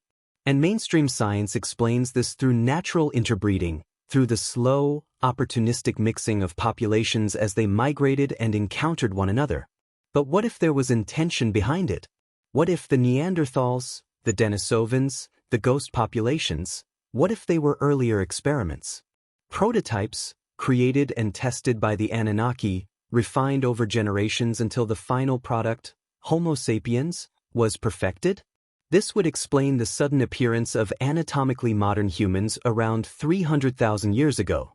Not a gradual transition, but a sharp emergence, a new design introduced into the population. And it would explain the genetic bottleneck. Around 70,000 years ago, the human population crashed to perhaps 10,000 individuals or fewer. This is called the Toba catastrophe, linked to a supervolcanic eruption in Indonesia that triggered a volcanic winter, collapsing ecosystems and nearly driving humanity to extinction. But we survived. And when the population rebounded, it was genetically more uniform than before. Less diversity, more cohesion. As if the bottleneck was not just a random disaster, but a selection event, a culling, a refinement. The Anunnaki texts describe exactly this: periodic reductions of humanity, deliberate population controls to keep us manageable. And if we look at our genome now, with modern tools, we see anomalies. Regions of DNA that don't align with the slow accumulation of random mutations. Regions that appear to have been inserted, edited, modified. Geneticists call these sequences functional elements or regulatory regions, segments that control how genes are expressed, how proteins are built, how the body develops. And some of these regions are unlike anything else in the animal kingdom. We have genes that allow for complex language, for abstract thought, for symbolic reasoning. We have genes that regulate brain size, neural connectivity, vocal cord structure. And these genes appear suddenly in the fossil record, without clear precursors. It's as if someone flipped a switch, or wrote new code. Now, let me be clear. This is controversial. This is the edge of speculation, the place where mainstream science stops and the uncomfortable questions begin. But the data is there. The anomalies are real. And the ancient texts describe exactly this process: the creation of a new being, the mixing of essences, the deliberate shaping of humanity. So the question is, are we willing to look? Are we willing to consider that our genome is not just the product of natural selection, but of intelligent design? Not by a supernatural deity, but by beings with advanced biotechnology who shaped us for their purposes and then stepped back, leaving us to evolve, to remember, to become? Because if that's true, then we are living, breathing evidence of a history we've forgotten. And our bodies are the tablets, encoded with a story we're only beginning to read. Now, let's talk about what this means for the future. Because we are not just reading our genome anymore. We are editing it. CRISPR, gene therapy, synthetic biology, these technologies allow us to alter DNA with precision, to remove diseases, to enhance traits, to create new forms of life. We are doing what the Anunnaki did. We are becoming the engineers. And the question is, have we learned anything from the story? Because the tablets warn us. They describe beings who created life and then feared it, who fought among themselves, who nearly destroyed their creation multiple times. They describe a cycle of hubris and catastrophe. And we are walking that same path. We are editing embryos. We are creating artificial intelligence. We are building weapons that can end civilizations. We are terraforming our own planet, unintentionally, through climate change. We are playing God without the wisdom of gods. And the tablets ask, how will this end? Will we create a new species, post-human, transhuman, something beyond, and then fear it, suppress it, try to control it, just as the Anunnaki did with us? Or will we do something different? Will we create with compassion, with foresight, with a deep understanding of the responsibility that comes with this power? Will we remember the mistakes of the past, encoded in myth and clay and DNA, and choose a different path? That is the test. That is the purpose of the remembering. Not to glorify the past, but to learn from it. Not to worship the Anunnaki, but to understand them. Not to repeat the cycle, but to break it. And the way we break it is by integrating the knowledge. By seeing ourselves as part of a continuum, descendants of the Anunnaki, ancestors of whatever comes next, and taking responsibility for both legacies. By using technology not for domination, but for liberation. Not for division, but for unity. Not for forgetting, but for remembering. And by teaching the next generation the full story. Not the sanitized version, not the simplified myth, but the complex, uncomfortable, paradigm-shifting truth that the tablets reveal. That we are ancient. That we are designed. That we are hybrids. That we are part of a cosmic story far larger than any single culture or religion or nation. And that we have a choice. We can be the end of the cycle, the final collapse, the last forgotten civilization. Or we can be the beginning of something new. The first to remember fully. The first to transcend the pattern. The first to carry the knowledge forward, not as myth, but as living wisdom. The tablets are speaking. The question is, are we listening? And if we are, what will we do with what we hear? That is up to you. That is up to all of us. The remembering has begun. Where it leads, that is still being written. Let's talk about the silence between the stars. Because if the tablets are right, if the Anunnaki came from somewhere else, if humanity is connected to a larger cosmic story, then we should see evidence beyond Earth. We should find traces, signs, echoes of other intelligences. And yet we don't. This is the Fermi paradox. The question Enrico Fermi posed in 1950, if the universe is so vast, so old, so full of potential for life, then where is everybody? We've been listening for decades. SETI, the search for extraterrestrial intelligence, has scanned the skies for radio signals, for patterns, for anything that might indicate a technological civilization. Nothing. The silence is deafening. And it's led many scientists to conclude that intelligent life is either extremely rare, or it doesn't last long. That civilizations rise, achieve technological sophistication, and then self-destruct before they can spread across the stars. The Great Filter. The idea that there is some threshold, some barrier, that most civilizations fail to cross. Maybe it's nuclear war. Maybe it's ecological collapse. Maybe it's artificial intelligence run amok. Maybe it's something we haven't anticipated yet. And the terrifying thought is, maybe we're approaching that filter now. But the tablets offer a different perspective. They suggest that intelligent life is not rare. That it has been here, on Earth, for a very long time. That the Anunnaki were not visitors from another star system, but inhabitants of our own solar system. A destroyed planet in the asteroid belt. A moon of Jupiter. They were close. Local. Part of our cosmic neighborhood. And they didn't vanish into the silence. They're still here, encoded in us, in our myths, in our DNA. They didn't leave. They integrated. And if that's the pattern, if advanced civilizations don't spread outward but inward, merging with the life they find, shaping it, uplifting it, becoming part of it, then the silence makes sense. Because they're not broadcasting. They're not building megastructures. They're not announcing their presence to the cosmos. They're embedded, hidden in plain sight, woven into the fabric of life itself. And if we want to find them, we don't look to the stars. We look inward, into our own history, our own genome, our own myths. We are the evidence. And the more we understand ourselves, the more we understand them. This is a radical reframing of the search for extraterrestrial intelligence. Not as a quest for distant signals, but as an archaeological excavation of our own origins. Not as a future discovery, but as a present remembering. And if we accept this framework, then the question is not, where are they? But what did they leave us? The answer, everything. The knowledge encoded in the tablets. The structures aligned to the stars. The genetic modifications that gave us language, consciousness, creativity. They left us a toolkit, a map, a set of instructions for how to survive, how to thrive, how to transcend. But they also left us a warning, because they didn't last. Not in their original form. They declined. They fragmented. They fought among themselves. And eventually, they merged with us, or died out, or departed, leaving only traces. They failed.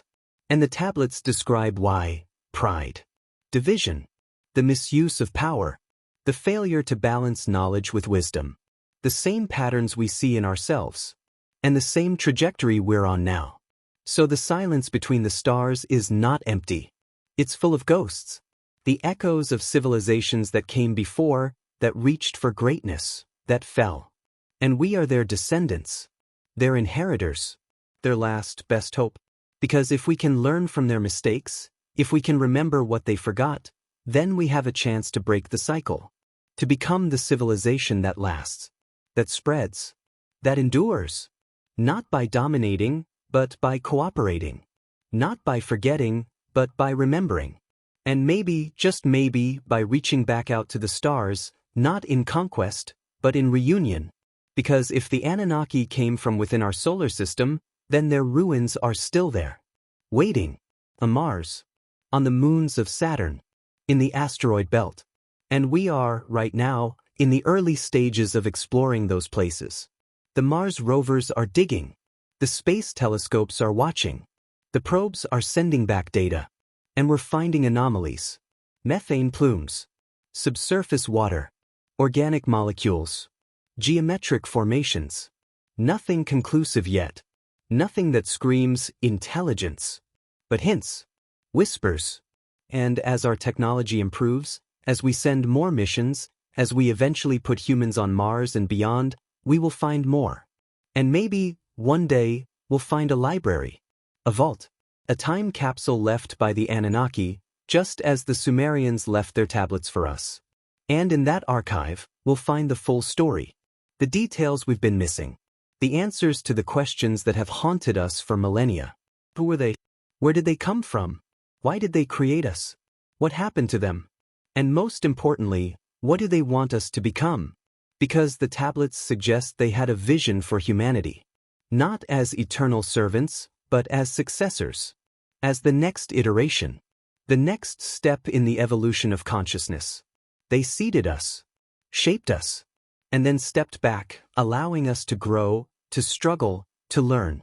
And now, thousands of years later, we are on the verge of becoming what they were.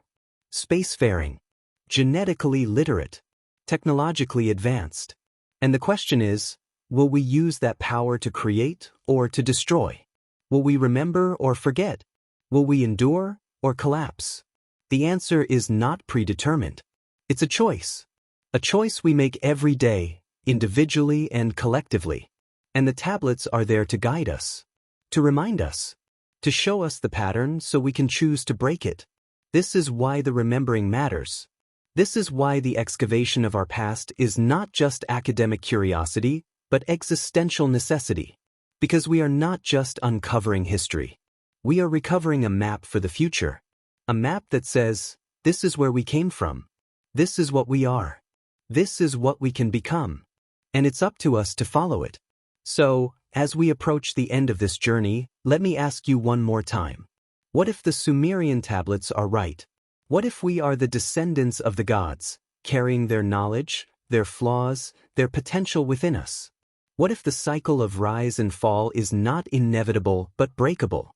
What if the silence between the stars is not emptiness, but patience, waiting for us to remember, to rise, to rejoin the cosmic community? What if the future is not written, but ours to create? And what if it all begins with a simple choice? To listen, to learn, to remember. The tablets are speaking. The past is reaching out. And the future is waiting. Will you answer? Let's end with a meditation. Close your eyes if you can, or soften your gaze. Let the words wash over you, not as information, but as invitation. Picture yourself standing in the desert. The sun is setting, casting long shadows across the sand. In the distance, there are mounds, tells, the buried remnants of ancient cities rising from the flat landscape like sleeping giants. You walk toward one. The air is cooling. The silence is profound, broken only by the whisper of wind across the dunes. You reach the base of the tell and you see something. A fragment of brick, weathered and crumbling. You pick it up and hold it in your hand. It's heavy, dense, warm from the sun. And you realize, this is not just clay. This is a piece of a wall, a building, a home where people lived, loved, dreamed, thousands of years ago. This brick was shaped by human hands, baked in a kiln, placed with intention. And somewhere beneath your feet there are more. Thousands more. Entire cities, layered and compressed, waiting to be uncovered. You kneel. You brush the sand away. And you see the edge of something. A corner. You dig carefully, your fingers tracing the shape, and you pull it free. A tablet. It's small, no larger than your hand, covered in wedge-shaped marks. Cuneiform. The oldest writing in the world. You can't read it, but you can feel its weight. Its age. The presence of the person who carved these marks, who pressed the stylus into wet clay, who recorded something important enough to preserve. And you wonder, what does it say? Is it a contract? A prayer? A letter? A story? Is it mundane or sacred? Ordinary or profound? You'll never know, not without translation. But in this moment, it doesn't matter. Because what you're holding is not just information. It's connection. A line across time, linking you to someone who lived in a world so different from yours, yet so fundamentally the same. They worried. They hoped. They struggled to make sense of existence, to find meaning, to leave something behind. And they did. This tablet, this fragment of their voice, reaching across millennia, finding you in this exact moment. You sit back, holding the tablet, and you look up at the stars beginning to emerge in the darkening sky. The same stars they saw. The same constellations. The same moon rising, ancient and eternal. And you feel it, the continuity. The unbroken thread that connects the first humans to you, to everyone who will come after. We are all part of the same story. The story of consciousness waking up, looking around, asking, what is this? Where did I come from? And seeking answers in the earth, in the sky, in the clay. The Sumerians asked those questions. And they wrote down what they found. Not all of it. Not perfectly. But enough. Enough for us to begin the work of remembering. Enough for us to see the pattern. To recognize the cycle. To choose whether to repeat it or transcend it. And as you sit there, in the cooling desert, holding the tablet, you realize something. You are not separate from this. You are not an observer, looking at ancient history from a safe distance. You are part of it. Directly. Intimately. Because the same forces that shaped the Sumerians are shaping you. The same questions they asked, you ask. The same potential they carried, you carry. You are their descendant. Not just culturally, but genetically. Spiritually. Cosmically. You are the continuation. And what you do with that, how you live, what you create, what you pass on, that becomes part of the story. Part of the memory. Part of the legacy. So the question is, what will you contribute? Will you forget? Will you distract yourself, Numb yourself, drift through life asleep to the depth of the story you're part of? Or will you remember? Will you pay attention? Will you seek out the fragments, the clues, the whispers from the past, and carry them forward? Will you be a scribe? A keeper? A transmitter? Because that's what we need now. Not passive consumers of content, but active participants in the great work of remembering and building. The world is full of noise, distraction, division, forgetting, and the antidote is memory, connection, story. The willingness to sit with the deep, the ancient, the uncomfortable, and let it change you. Let it remind you of who you are, beneath the surface identity, beneath the temporary roles and labels. You are human, and that word carries weight. History. Mystery. You are the hybrid, the bridge, the experiment that became conscious. And you have a choice. To live as if this life, this moment, this civilization is all there is, or to live with the awareness that you are part of something vast, something that stretches back to the beginning and forward into the unknown. The tablets offer that awareness. They say, look deeper. Remember further. Think longer. Don't be satisfied with easy answers. Don't let the official story be the final story. Dig. Question. Connect. And when you find something, a fragment, an insight, a moment of recognition, share it. Pass it on. Add it to the collective memory. Because that's how we break the cycle. Not through grand gestures, but through small acts of remembering, of attention, of transmission. One person, one tablet, one story at a time. And eventually, the fragments coalesce. The picture emerges. The pattern becomes clear. And we see, we are not lost. We are not alone. We are not random. We are part of a lineage, a tradition, a cosmic experiment in consciousness. And the experiment is still running. So, take a breath. Feel the weight of your body, the rhythm of your heart, the presence of your mind. You are alive. Part of the story. And that is not an accident. It's an inheritance. A gift. A responsibility. To remember. To learn. To grow. To become. And to leave something behind for those who come after. A tablet. A fragment. A voice reaching across time, saying, I was here. I remembered. I tried. And maybe that's enough. Maybe that's all we can do. But maybe, just maybe, it's also everything.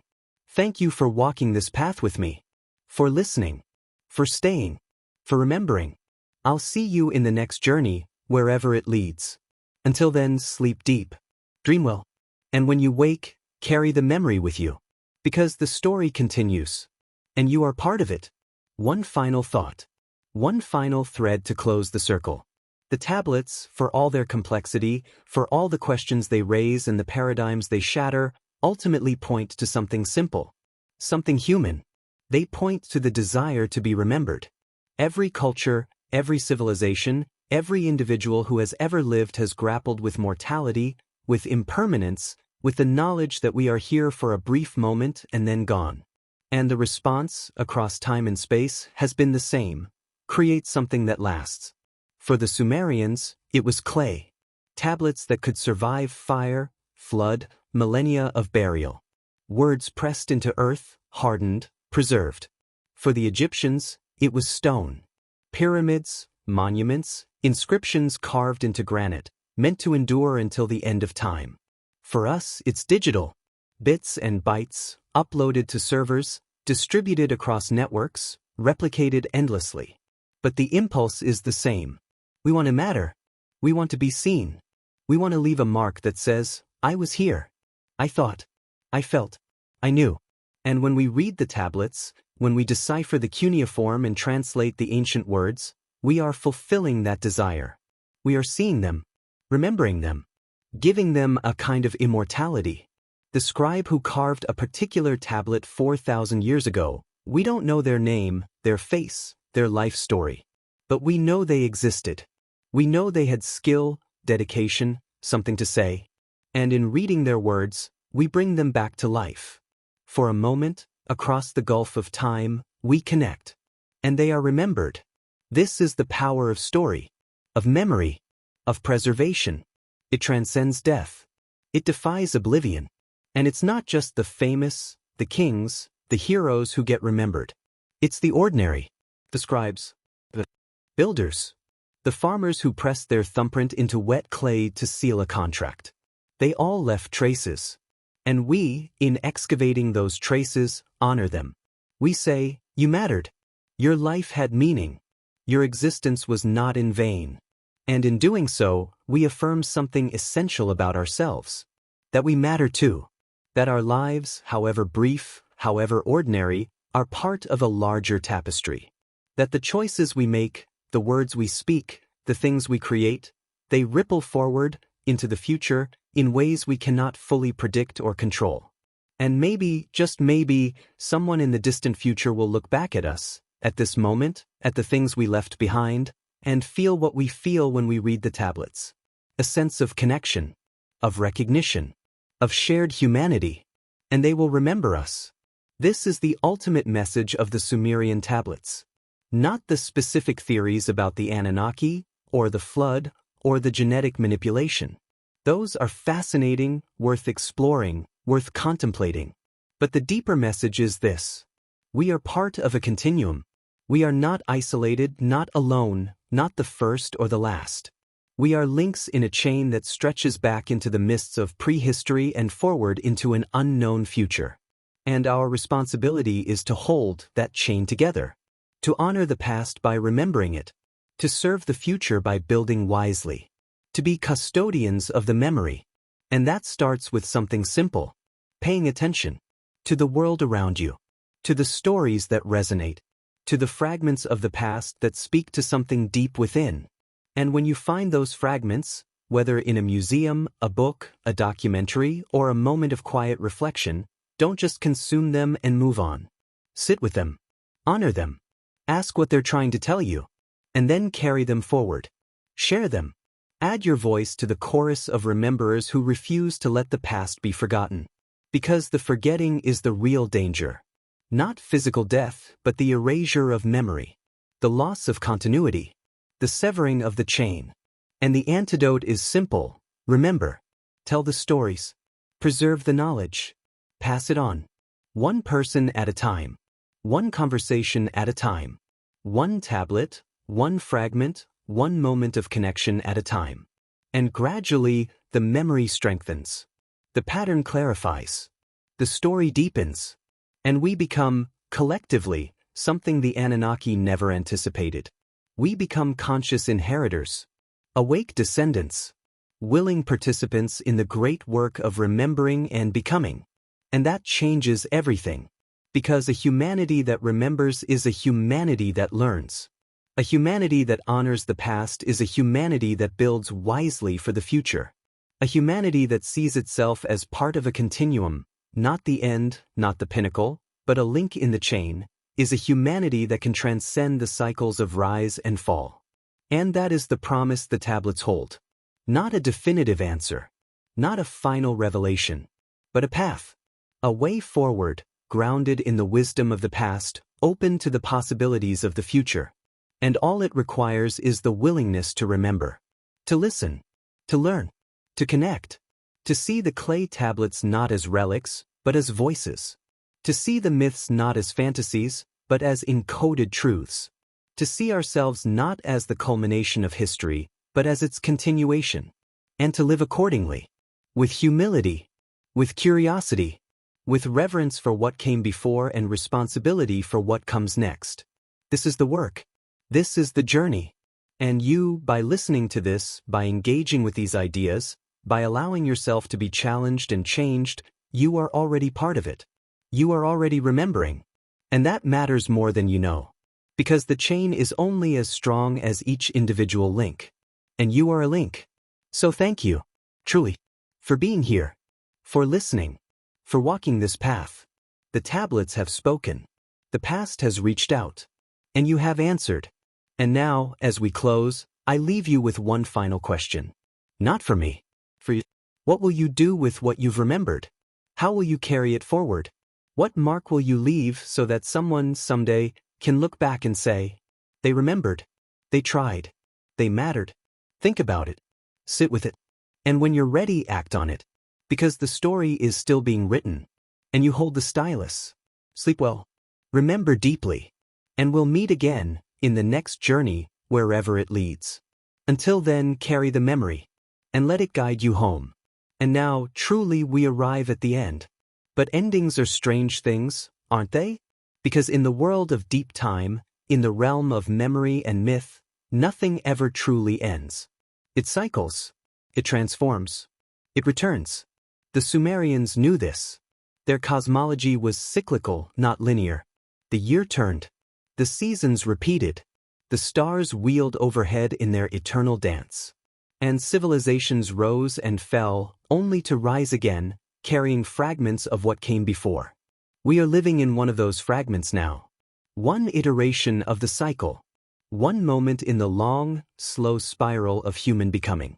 And the tablets, those patient, silent witnesses, are there to remind us. This has all happened before. The knowledge, the power, the hubris, the catastrophe, the forgetting, the remembering. It's a loop, a pattern, a story that repeats because we forget the lesson. But there's something different about this iteration. Something unique about this moment in history. We have the tools to break the loop. We have global communication. We have the ability to access and share information instantaneously. We have the capacity to sequence genomes, to excavate ancient sites with precision, to model climate systems, to predict catastrophes before they happen. We have, for the first time in human history, the ability to see the pattern, to recognize the cycle, to understand where we've been and where we're heading.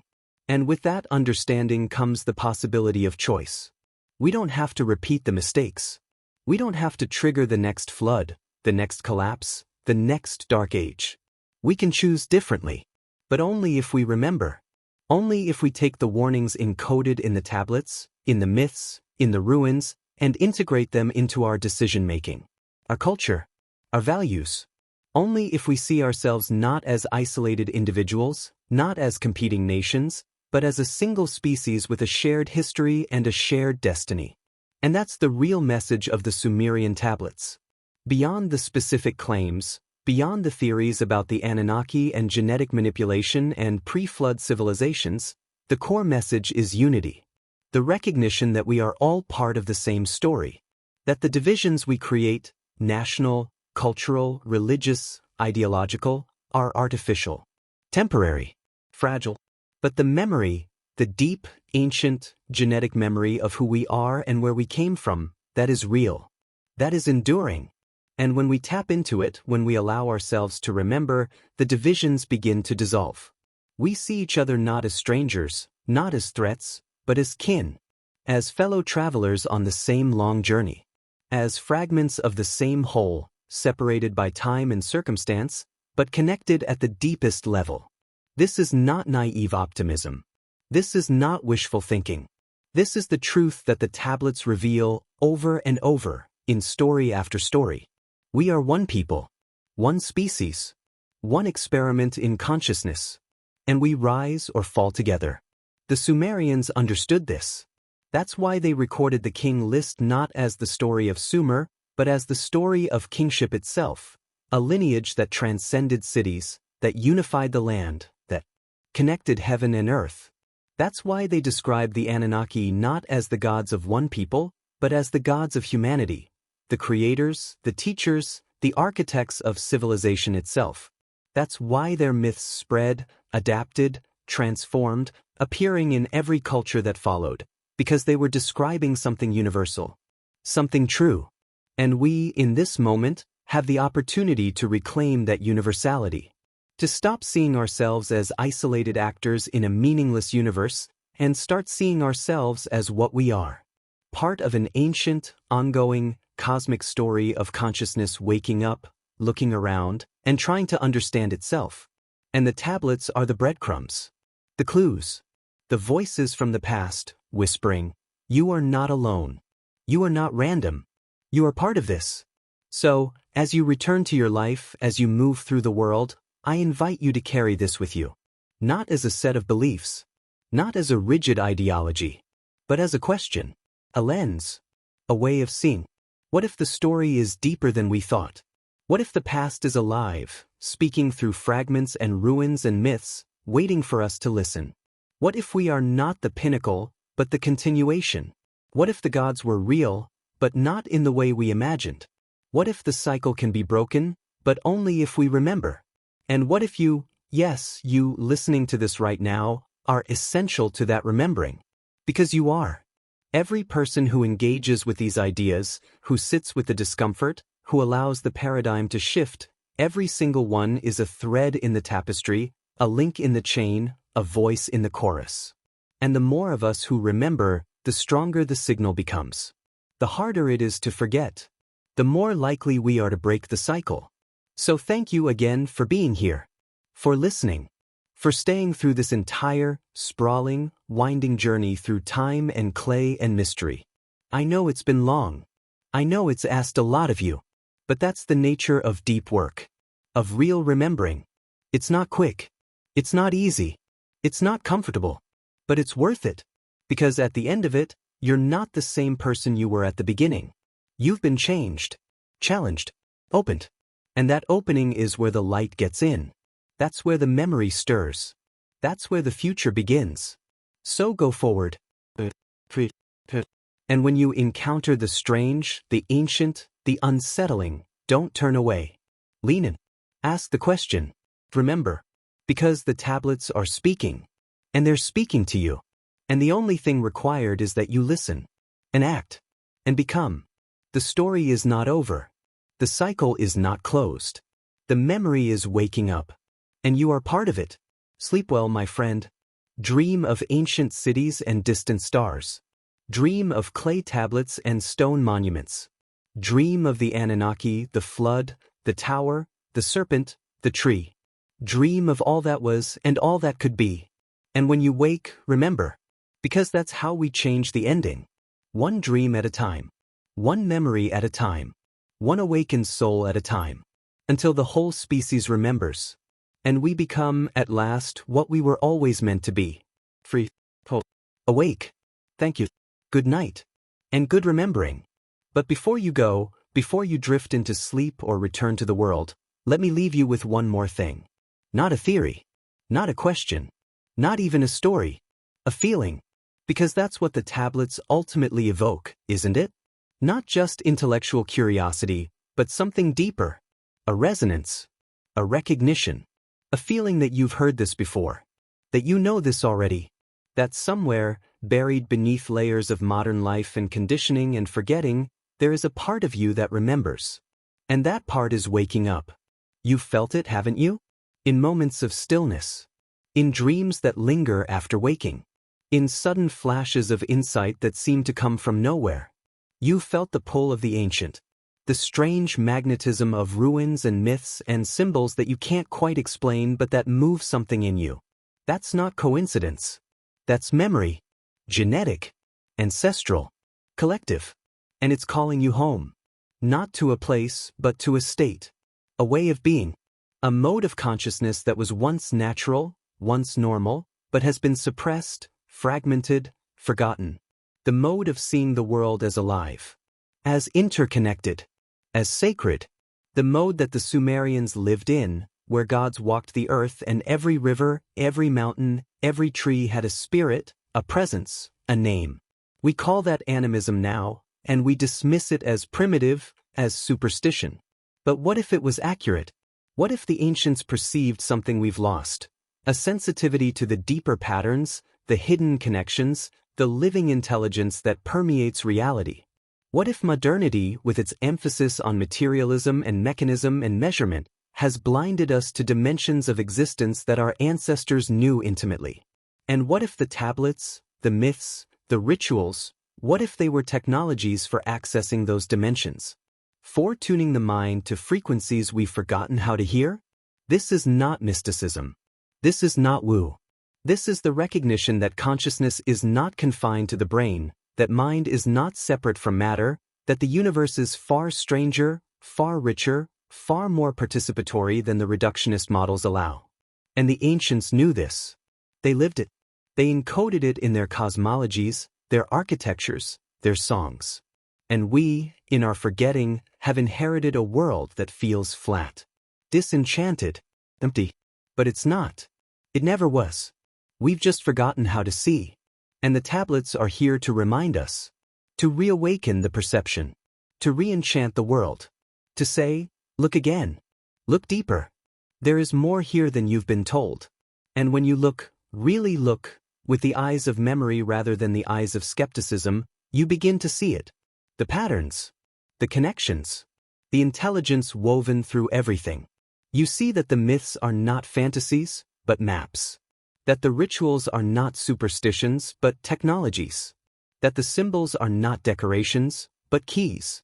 And you realize, the ancients were not less intelligent than us. They were differently intelligent, attuned to aspects of reality we've trained ourselves to ignore. And if we can remember that attunement, if we can reclaim that mode of perception, while retaining the tools and knowledge of modernity, then we become something new.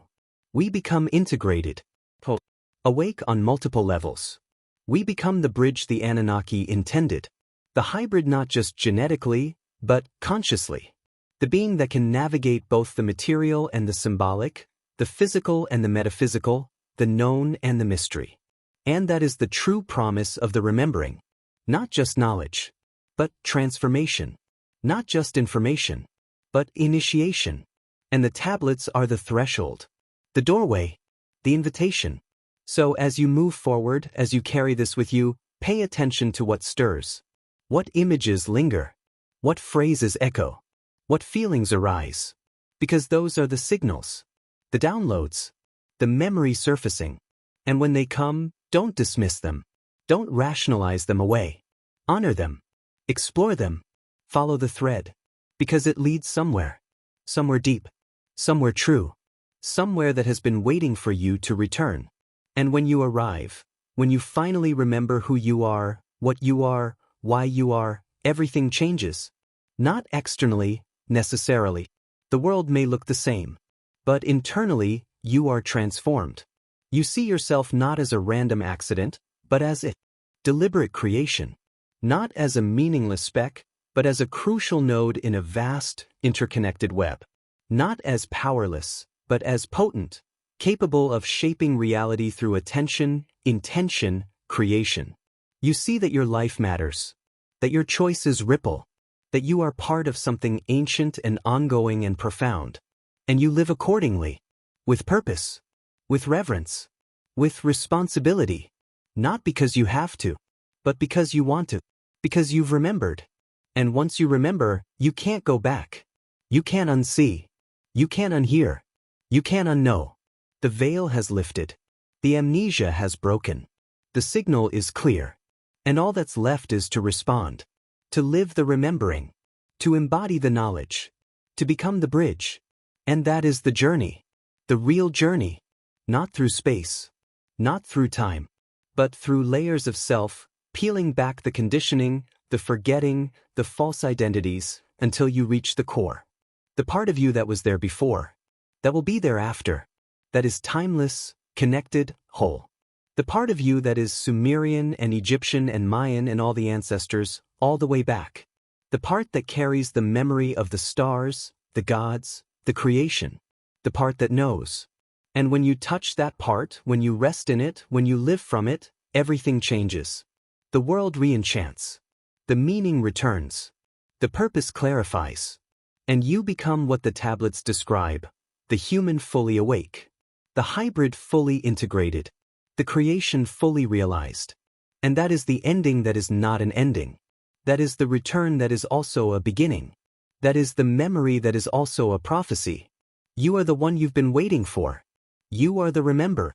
And the time is now. So go. Remember. And let the tablets guide you home. To yourself. To your people. To your purpose. To the story that was always yours. Welcome back. You've been gone a long time. But the memory remained. And now you are here. Awake. Alive. Remembering. And that changes everything. Good night. And good journey. The tablets are speaking. And you are listening. And that is enough.